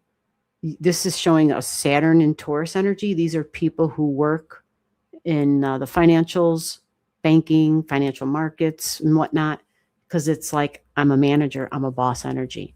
Now, do you do that work? Who knows? But you even have a vertex point on this, which I'm not going to stress too much about that because we really need a birth time to figure that out if that's a thing. Your Mercury is going to be warm and watery. It's going to be flexible and mutable. This is how you talk and communicate, creative ideas, creative communications, sound, empathy, high level of sensitivity, because you're also a Pisces sun. So creative stuff. Movies, fantasy, dream energy, but you even have some depth to this energy, like soul energy, karmic energy connected to this, past life energy, or other times, other timelines, other realities, however you look at it. Your Venus and your money and your finances, interesting. New, different shocks, surprises, inventions, maybe crypto, Bitcoin, that kind of stuff. Your Venus is here. Venus wants like cutting edge shit. She likes things that move fast and that's exciting. However, you have a strong air trine there. If this is your chart, wow. Wow. Okay. So in relationships, this Venus is showing that there's bonded energy on the soul level because you have strong connections here with partnerships. And these partnerships can be peers, can be friends, but also significant one-on-one relationships, maybe even authority figure energy. But there's something here about exciting, different, new, and unconventional in relationships, especially in communication and talking. And negotiating or just bantering back and forth, like talking about, like communication is really pronounced excitement and a shock value, the shock value. So again, unconventional relationships. This can be personal and or professional for you.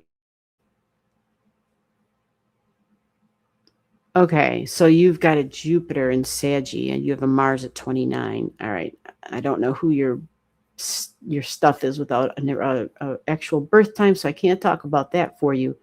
But what we can discuss is how you're having a Neptune trining Neptune right now. Whoa. So spiritual life, some sense of spiritual activity, dissolving of the ego, it's probably happening if it hasn't already begun, which I'm sure it already has, because we have Aries at 3 degrees up here, 4 degrees, going to 3 degrees. Neptune's up here. It's trining your Neptune, and you have a retrograde Neptune. So this is about my thoughts that I keep. And this is about understanding the connection of creating, of manifesting, but being the originator of our reality, and it beginning with pulling the weeds out of the garden type of thing, the weeds of the mind.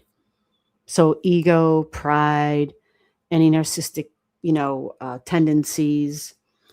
Saggy usually tends to be quite confident and usually can pass subconscious judgments, very judgmental energy. Not all the time, but it can be, right? And so with a Neptune trining Neptune, it can help dissolve that. It can help bring that to your awareness. It can help rectify it. It can help heal that energy for you. Oh, wow. South Node in Leo. Yeah, very different, unique, unconventional, very independent energy. So, in terms of this, would play a role in the relationship energy too. Venus is, loves the group energy, but also loves the independence. Loves the group, but also loves her independence.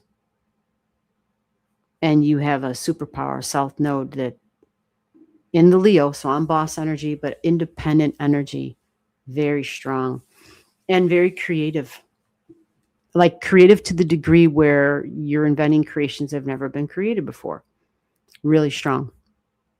So it's all about you just using your creativity, you choosing how to express it. And just know that with a person with a Mars at 29 degrees in Sagittarius, holy shit, this person is up and ready for an adventure at any time.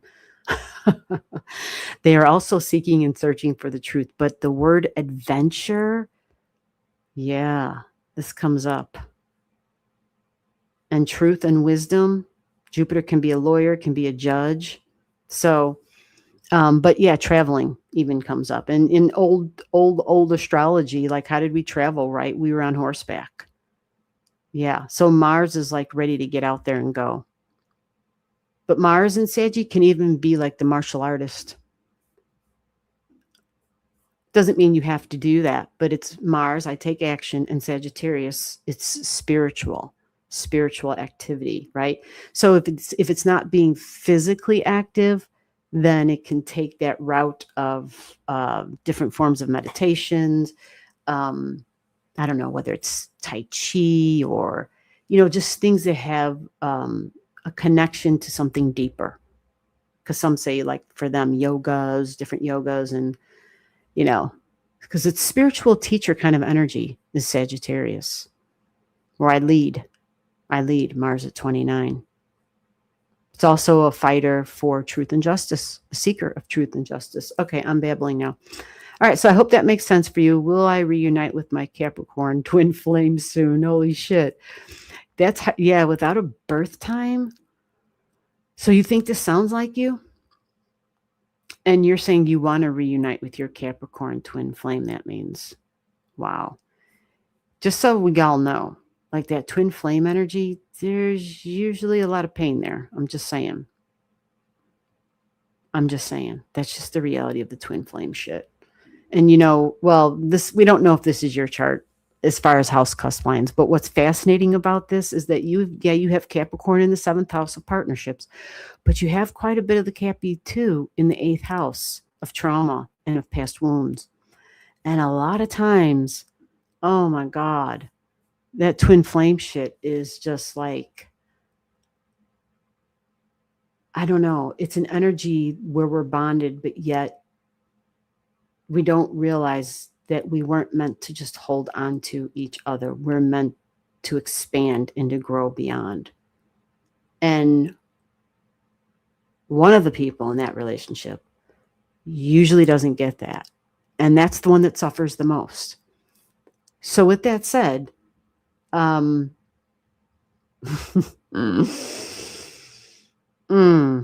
that's hard.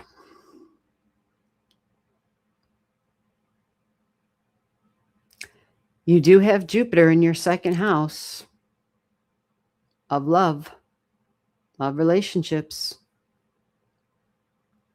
It would help to know if Jupiter was your great benefic, though, and I don't. So get your birth time, come back, and we can look at that. Because without a birth time, It helps to pinpoint the details. And you always have the choice. So if you want to get back with your Capricorn twin flame, then do it. But does that mean you'll be happy? That's a different question altogether. We might have short-term happiness. And that could mean an hour. That could mean 5 days. It could mean 5 years. But by your question, this makes me wonder if this is near your birth time. Because you got Scorpio in the 5th. But there's a lot of different ways it can look. Yeah. Well, I hope it resonates, and I'm glad that it resonates.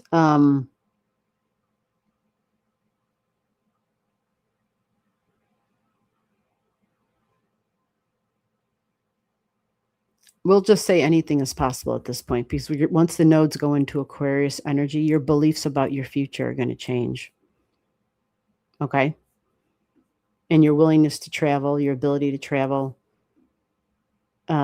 whether it's vacation or whatnot, you'll have the nodes going through that 9th house. Well, I shouldn't say that, because your 9th house isn't your 9th house until I know for sure.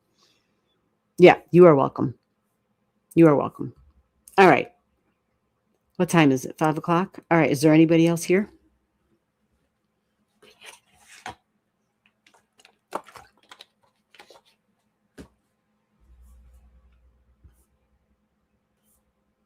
I'm looking.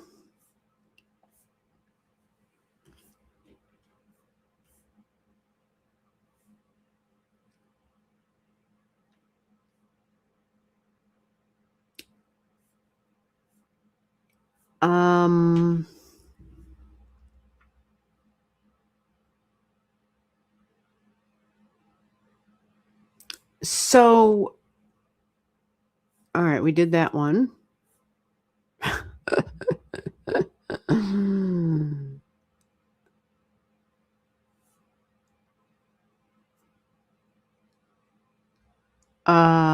So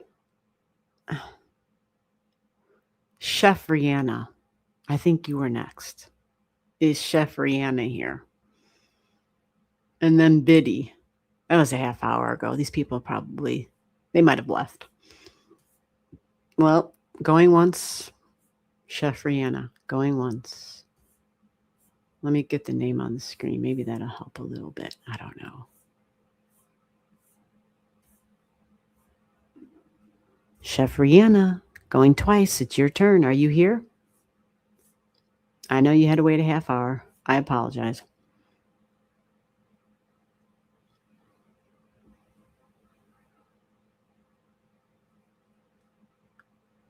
I'm not sure at this time what time I was born. I was waiting for my birth certificate to come in the mail. Yeah, see, sometimes you got to wait. And mine didn't take a full 3 months. They give you a window. It came in a little under that, actually. I think it maybe was like 2 months or something. I can't remember. I think this was more than a year ago. Yeah, it might have been 2 years ago, now that I think about it.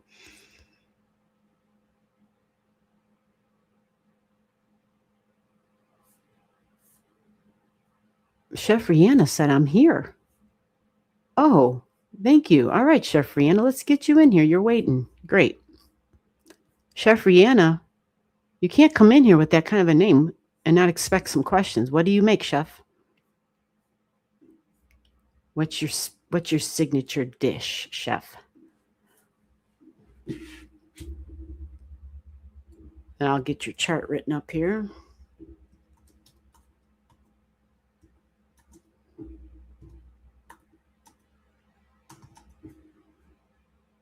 $11:44. Okay, so January 20th, 1979.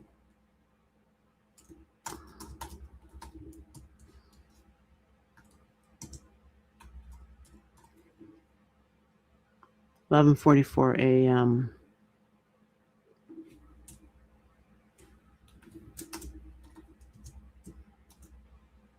And this is St. George, Utah.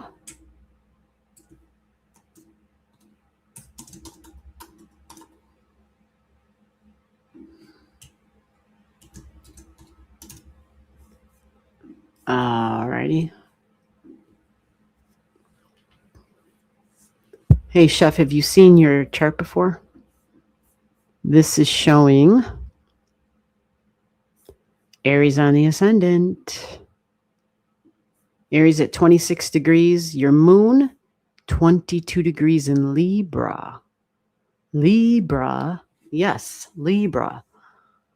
Ooh. Jupiter retrograde in Leo at 4. You have Jupiter conjunct Jupiter right now. Wow. Holy shit. You're having your Jupiter return if this is you. With a Jupiter return,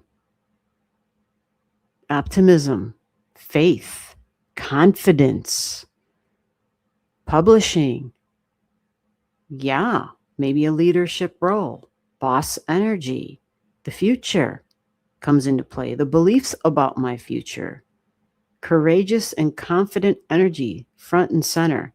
Might streamline in a bit of spirituality into this. So Leo in the 4th house, really interesting. Another chart, well, the other chart we weren't sure on the birth time, but this chart, a little bit, some Leo in the 4th, some Leo in the 5th. Very creative places. 5th house is the house of creativity, and you have Leo there, right? It's Leo's birthplace, Leo's home, Leo's comfortable there. You have a, holy shit, Sun and Mars conjunct at 0 degrees Aquarius. Oh my God. This is the mother and the father of inventions. Holy shit. Or the father and the son of inventions. You've got a tag team up there in being creative and unique. Oh my God. Chiron in Taurus at 5. Jupiter squaring that. And Jupiter's your greater benefic. Well, look at that. Taurus is food. You got Virgo and Libra in the 6th house of perfection and Virgo energy. Libra energy says, I'm going to make it beautiful as well. Wow. Are you really a chef?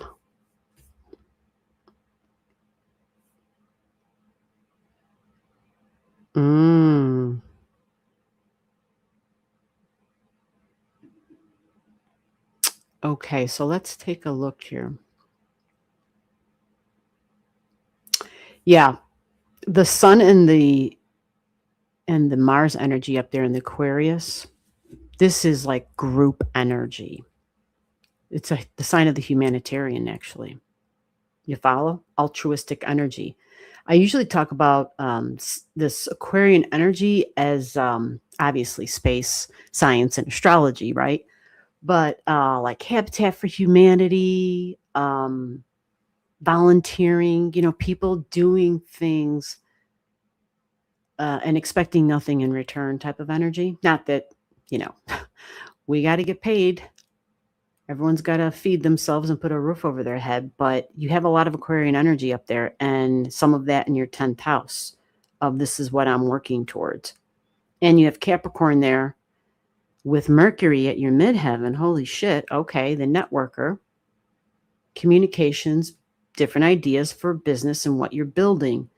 Like I said, Aquarian energy, the humanitarian, feeding possibly groups of people like food banks and shit like that. But the Aquarian energy is like on a global scale. It goes big. So these would be people, oh my God, why can't I remember the name? There's multiple groups, but the one everybody knows, the one with Chef Andre, what the hell is that? Oh, I can't remember the name right now. I guess that means it's been too long since I've donated. If I can't remember the name. But you know what I'm talking about. Yeah, I mean, that's amazing what they do. Dangerous as hell, but look at Mars is a first responder. Do you see that shit? You got it at 0. These people are, they take intense to a whole nother level.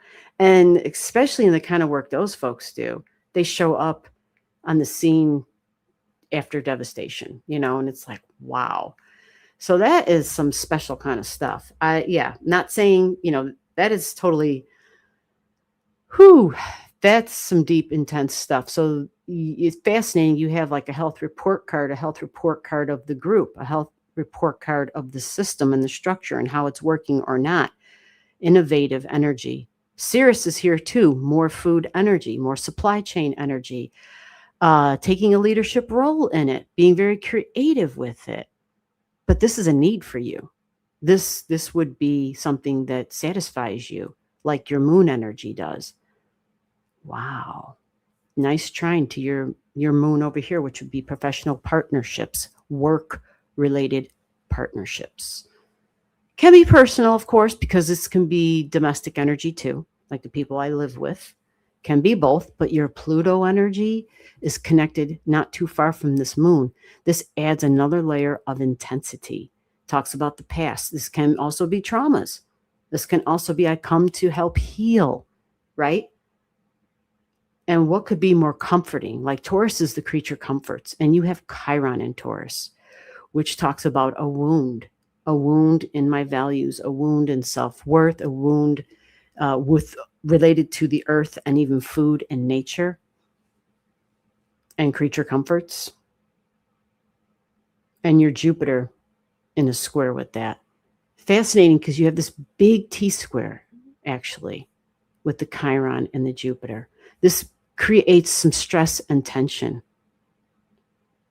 But because Jupiter is your great benefic, you're likely going to be doing something with this energy, because when we have these angles like this, it doesn't mean we can't get shit done. It just means we have to work a little bit harder. And usually we master it because it's a lifetime of this. And anything you have for a lifetime that's a challenge, well, by the time you get up there and you start to mature, you really become freaking good at something because you've had to hit it from every different angle to make the shit work and to figure it out.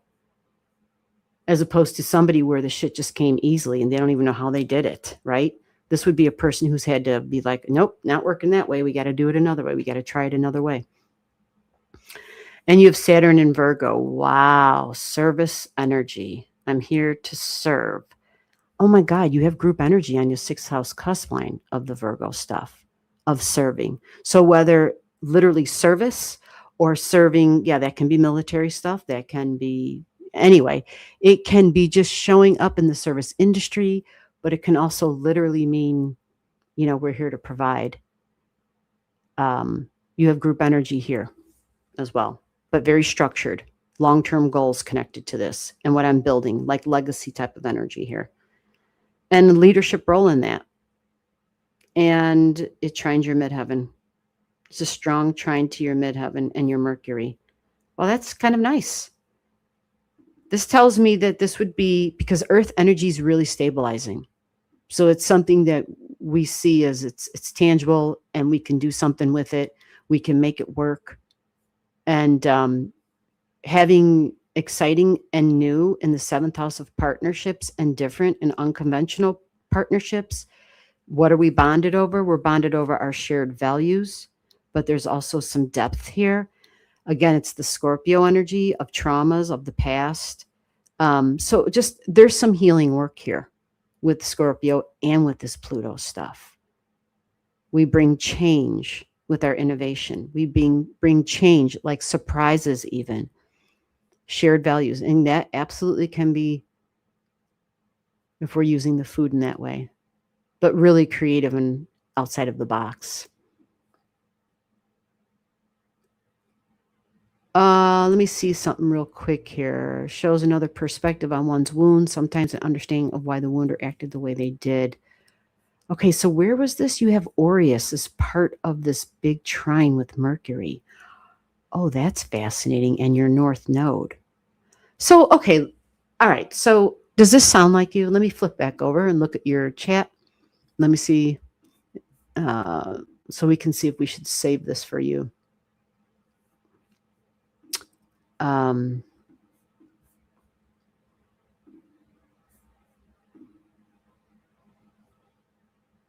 Yeah, your North Node is in Virgo, so I have to serve, and it's connected to that Saturn energy. So very, okay, so, all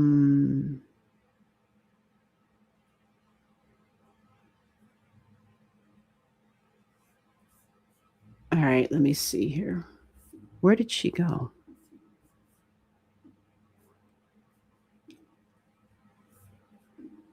Follow. I love to give. Sometimes I forget to give to myself.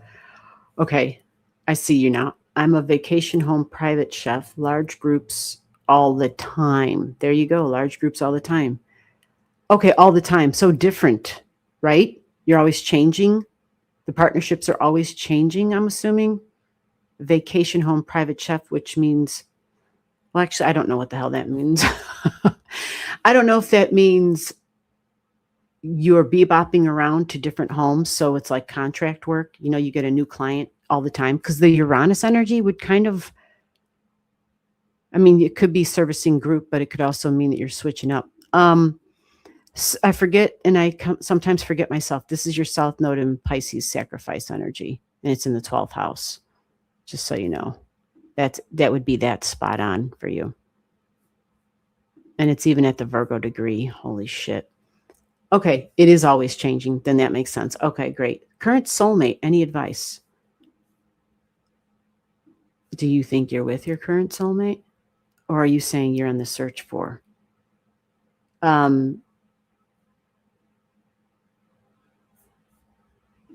Because you have a Jupiter return. Remember I spoke about that? Yeah, that can spark the romance department. So if a soulmate for you is masculine energy, because Jupiter would represent masculine energy, and I'm looking at your chart real quick to see if I have 29 degrees. Your love energy is in the 8th house. So, of course, you're looking for your soulmate energy. And it's, yeah, I mean,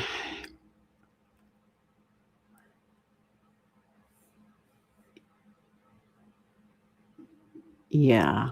Here's the thing. Let me show this to you just so that you understand. And maybe you already do understand, but maybe I need to verbalize it. 8th house, you see this setup you have here? This is your love language, your love relationships. This is that Neptune energy.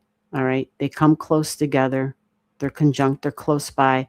So this can be very dreamy, very fantasy. It doesn't mean that you're not with somebody that's considered soulmate energy. It doesn't mean you're not. It just means that we might be in love with the idea of that because Neptune is very strong. Neptune can provide a certain sort of perspective where we might not see clearly, right? It's more dreamy and fantastical. Now, with that all said, the deeply bonded energy, you may have plenty of opportunities with Sagittarius and 8 where you are meeting people where you connected deeply on a soul level. You follow? So what is it that, you know, you have to ask yourself about your expectations of something like that, you know, in terms of where do I think that takes me? Like, does that mean we get, like, are you looking for marriage? You see, I'm saying this because Sagittarius energy is about freedom. I have the freedom to roam. I have the freedom to meet all of these people and to, you know, kind of rebond with them because it's a Jupiter kind of energy. It's kind of like, if we're going to do it, we're going to do it. We're on a search and we're constantly exploring and seeking, and we don't want to miss anything or anyone. You follow? And having Uranus in the 7th house as well also speaks to unconventional, deeply bonded relationships. Can be the soul energy. And it can also be where they could be short-term relationships, which is a very real thing. You can absolutely have these deep, intense relationships, and they can be, according to our timeline, short, right? So that's why I'm trying to find out what you're looking for in that answer of, is this somebody I'm going to stay with? Is this somebody that it's a life? See, it's really more about you, not them. This is more about you figuring this out, because the Saggy energy wants freedom, ultimately, at the end of the day. However, you do have Libra energy on the 7th house there, and they need a partnership, right? A partnership is what they value. Even by degree, you have that. Even by your moon, it says, but I need to be in a relationship. So you just might find that it can be challenging. And it's the soulmate ones that hurt the most, sister. The twin flames and the soulmate ones, those are the ones that are the most painful, because they are the ones where we are energetically so invested.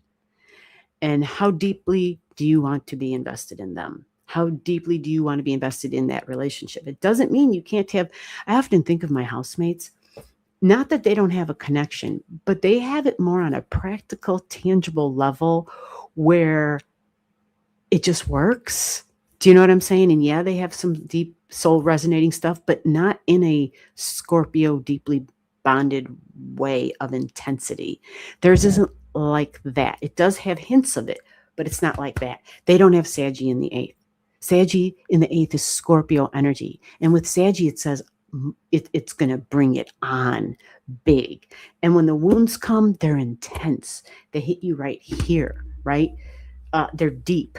So, and Scorpio energy also kind of wants the all-in shit. It says, I am 110% in this, and it demands nothing less from somebody else. So I know you have balance on that 7th house cusp line. And to me, if you can find somebody who can kind of match those qualities for you, who honor some independence and some freedom, where you each have your own lives kind of thing, but yet you can come back to base and like a healthy interdependent relationship, then sure. But with all the soul energy you have, which you do, because you have a South Node in Pisces too, so there's going to be connections in just the regular, everyday, mundane stuff, especially when you're meeting a lot of different people. If you're cooking for a lot of different people, like, holy crap, this will probably give you ample opportunities to connect with people,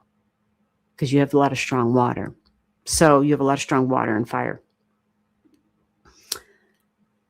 So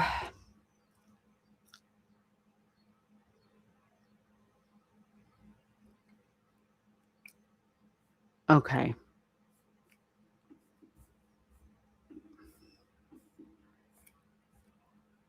I'm with one now, karmic. Yes, I've been healing the illusion in love. Yeah, it's hard. It's hard. And then when we think we've healed it,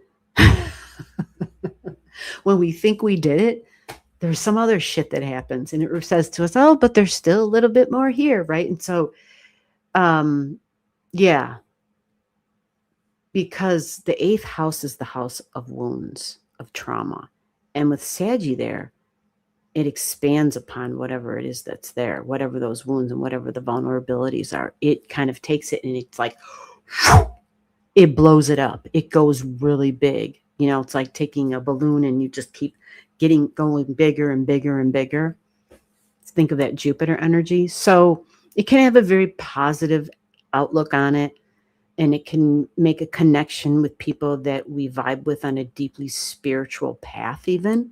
It can take that route.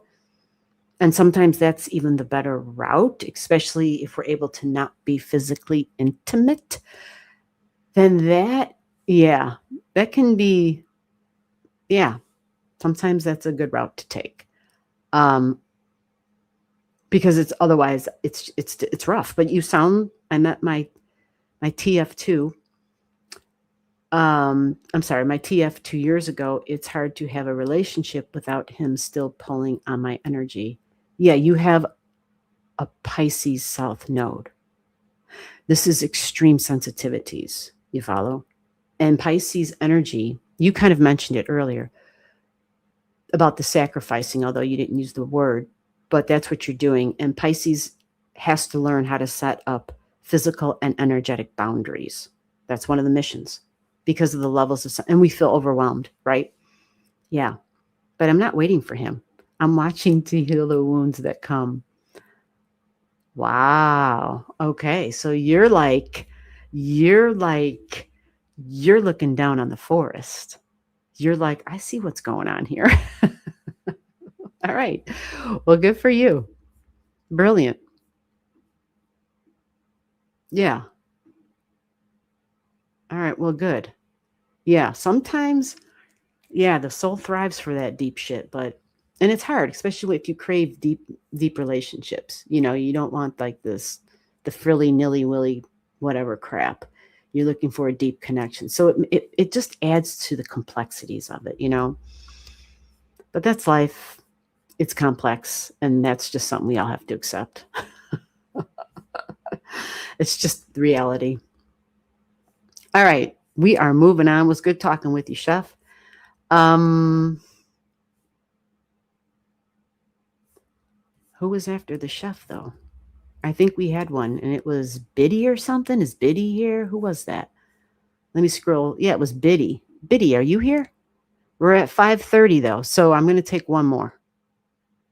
If there's one more here to take. If not, then I'm out.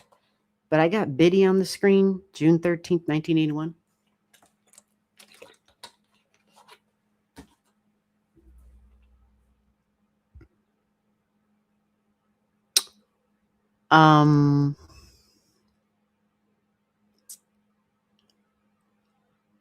Intellectual beacon of joy resonates. That's nice. As above, so below. Spiritual. Yeah. My dog. Yeah. I never know when I'm being too intense. That should be on a t-shirt. Because the people who get it will get it. I never know when I'm being too intense. Absolutely. We're the last ones to know. God knows I never knew until people told me, and I was like, oh yeah, I guess I am a little intense. Shit. You're welcome, Samantha. I'm sorry I didn't see any of that before. All right, so did Biddy bail? Biddy said, I'm here. Biddy, you got in just in time. Look at that. All right, Biddy, thank you for waiting around. Let me see if just double checking. All right. So let me go back and find Biddy's digits.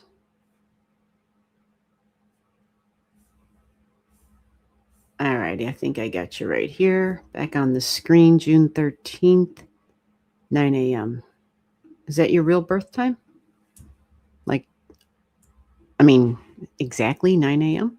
Just curious.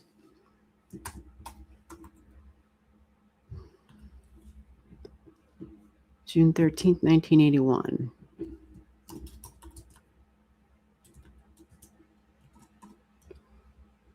And we got 9 a.m. in Sydney, Australia.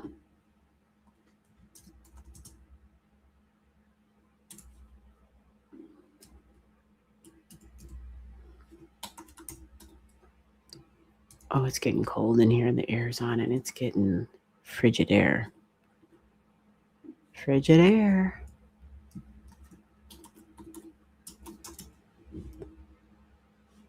I didn't spell that right. Hold on. L-I-A. Yes.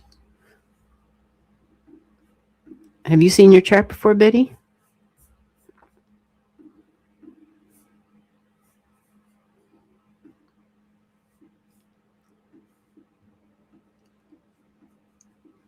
This is showing Mercury and Venus in your 12th. You have a Cancer rising at 20 degrees here. You have a Scorpio moon at 0 degrees. Oh boy. Jupiter at 0 degrees. Okay. The 0 degrees are pretty intense. It's extreme energy. Big, grand 25, 26, big grand air trine in your chart. That's mind energy, networking, talking, communication, back and forth, learning, teaching, communications, partnerships, personal and professional. Your South Node is there too. Another person with some Uranian Aquarius energy in their 7th house. Saggy and Aquarius, those are tricky there. That's a tricky location. Yeah. Because it's really fiery, independent energy. You know, Saggy, fiery, Aquarius is air, but it's got, you know, I'm the boss of myself, or I'm the boss of this relationship, right? So it can be tricky for yourself and for the other person. But intellectual energy is the Aquarian stuff. That's the creative intellect. So Sun in Gemini, communication, go wild, go big, because you got it at the Jupiter degree. Learning. And you've got in the 11th house, so social media might be a thing. But to be honest with you, when people have their mind energy in the 11th house, they have a strong rebelliousness about them. There's something there where there's like a refusal to conform, especially since you have Mars there. And it's conjunct your 11th house cusp line. It does trine your Saturn though, so that makes that can temper the Mars a little bit. So another grand air trine. You have that grand air trine around the 21, 22, 23 degrees, and you have one around the 0 all the way to 5 degrees. Include your node. Wow. Yeah. And your Sun trining your Pluto in the partnership energy. Holy shit. Strong, intense partnerships, but you need to see changes within partnerships or there's going to be a problem. You want to see growth. You want to see progress. You want to see change. Absolutely. Yeah, it is an interesting chart, isn't it? So that Scorpio moon, these can be really psychic people. Scorpio moon at 0 degrees. And in the 3rd house, if this is the right birth time, I don't know. Did you say if this is your chart or not? The 0 degree moon. Have you seen your chart? Where's this chat at? Biddy, I'm here. Thanks. Yes. No. Yes. No. So I'm guessing that means you haven't seen your chart. Yes, that's my birth time. No, I haven't seen it. Okay. Well, with a moon at the 0 degrees, these people have the ability to penetrate other people's energy. These are the super detectives of the Zodiac. In the 3rd house, these people can be, if they're not careful, they might be called nosy. You know, because they're the detectives. They're always investigating. They're always challenging. They're always being like, is that shit true?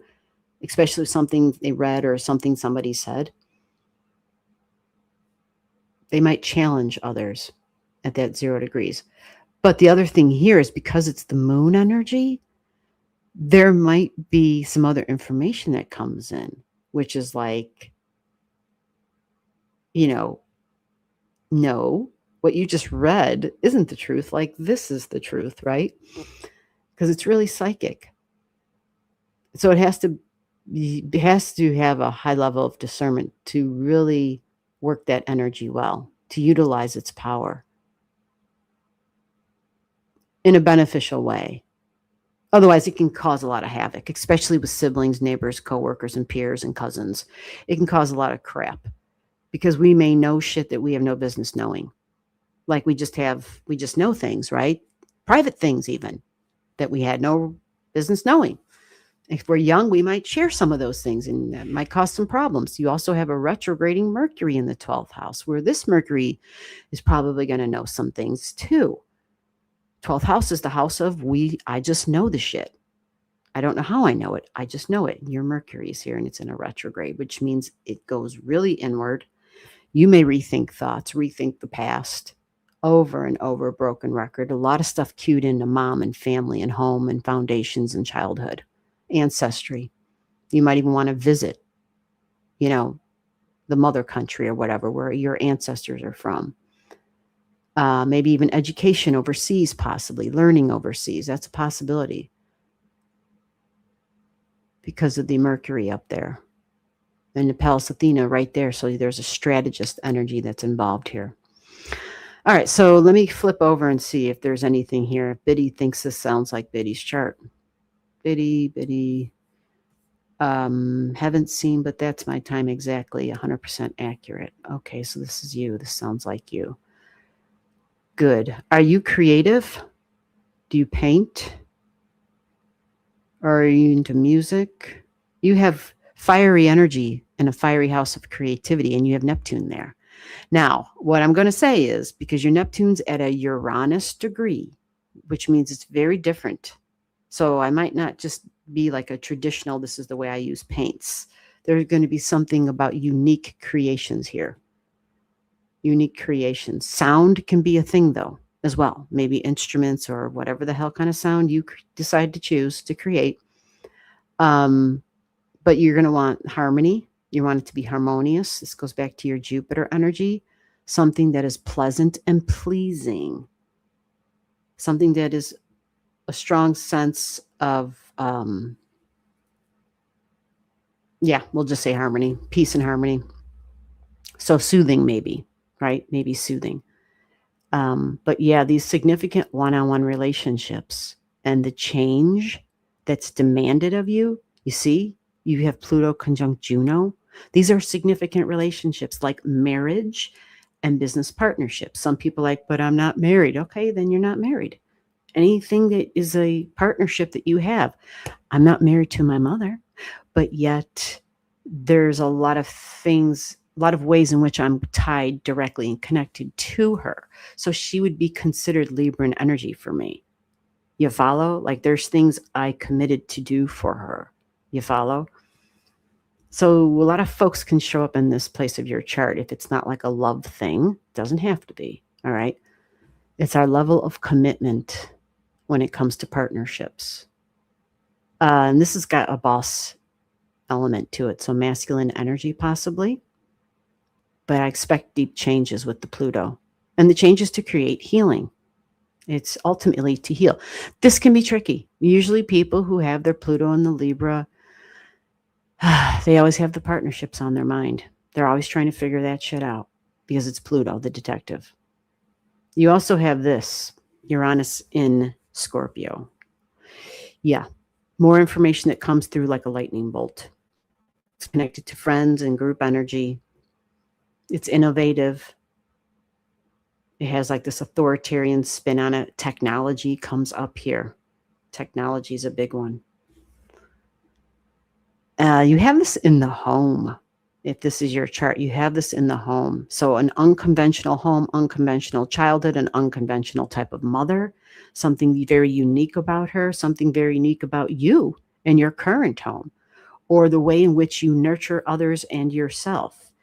There's some powerful energy connected to healing with this. You follow? Like your nurturing can provide healing.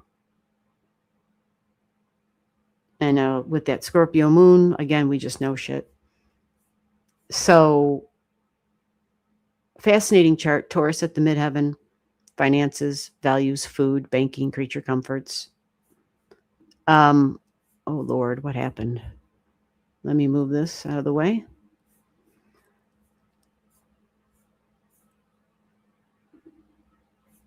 All right, so since you have the nodes in Leo and in Aquarius, you're going to be having a nodal reversal, which means if you're not aligned with your soul's goals, the nodal reversal will make changes, and you will get aligned with your soul's goals according to self and partnerships. Myself, my unique, authentic, creative self, and being the authority of my own life, and those collective partnerships or personal relationships. I mean, it's all kind of mixed in here, but unique relationships. Very independent, yet partnered up. How does that work? I don't know exactly. I don't have Aquarius in my 7th. And the people I know who have that strong Aquarian or Uranus in their 7th, there's challenges because there's such an independent streak. So, which is why I usually say, well, when they use it in a professional manner, they usually find it's a little bit easier, right? Because Aquarius is not very personable energy to begin with. It's actually a very detached energy. You know, it's like the scientist, those engineers where they're like in the laboratory all day and their minds are just loving all that shit, and they might not be real good for, you know, the one-on-one thing. But a moon at 0 degrees is gonna want the deep, deep connection. A moon at 0 degrees. If this is in the right placement, the Scorpio energy is going to demand that. It's going to need it. It's going to need someone who is 110% all in. So this is what makes this hard. I mean, you have a giant T-square with your moon and the nodes angling your moon. Now, when the nodal reversal comes around, whatever those partnerships look like right now, they're going to change. And if the partnerships themselves don't change, then something within those partnerships are going to change. And it's going to better align with your soul's goals. Okay? And your soul's goal is directly connected to your creative energy, but your heart energy, your individuality, your authenticity.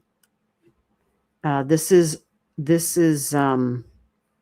stepping into your own confidence and not relying on the group. You follow? Being able to be in the spotlight instead of leaning on group energy and the group approval, or even wanting to blend into the collective. Now this is a time to shine your own light. Cultivate courage, creativity, self-expression so you can enjoy the joy of living your authentic self. And because it's in your first house, it has everything to do with how you appear. So maybe it's just nothing more than the way you dress, the way you wear your hair, Leo energy, or whatever you put on your head, right? However you do that. So recently I was watching, I don't know what it was. Somehow it came up on my feed because I'm nowhere but on YouTube. And there was some dude, you know, there are people who do like they're craftsmen. So you see somebody making shoes or cleaning shoes. You see somebody making hats. Well, this guy was making a hat, different kind of like fedoras and cowboy hats and shit. And he was talking about how people have to kind of step into their hat. They have to be confident to wear that hat because a lot of people don't feel they have the confidence, you know, and this Leo energy makes me think about that. And I'm not saying you have to wear hats, but there's kind of something like that because Leo energy, it's so funny. I was thinking about this earlier today on my walk. It kind of popped in. The ringmaster in the circus, that's Leo energy. It's fun. It's exciting. There's always something going on. It's entertaining. There's an element of daring action that's happening. So it takes a lot of courage. It's colorful though, right? It's bright. And the ringmaster always has, you know, he has this hat on his head. As kids, our dad took us to the circus quite a bit. And so you would see the animals, right? You're dealing with animals. And so you got to be brave to deal with, you know, elephants and tigers and lions and shit.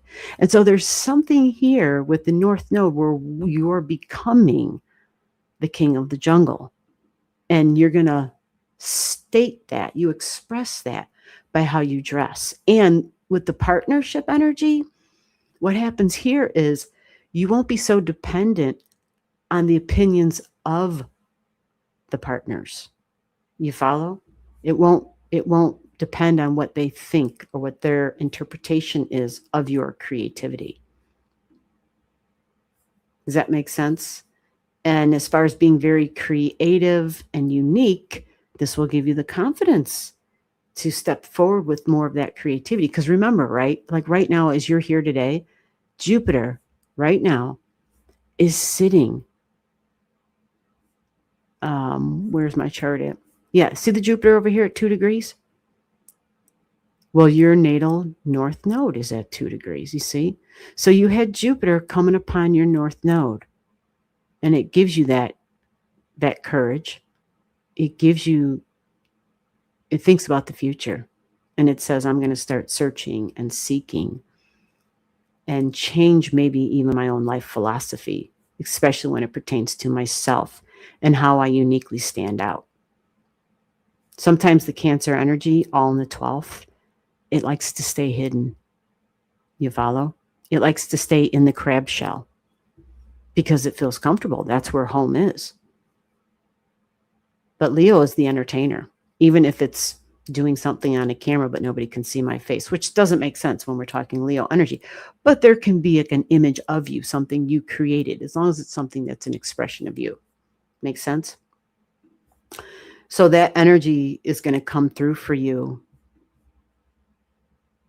You already have the Leo happening. It's going to be a while before the South Node does the reversal on your North Node. I mean, it's damn near going to take, 15 months. 15 months before it gets there. So you could always come back. There's some time off before that happens for you. All right.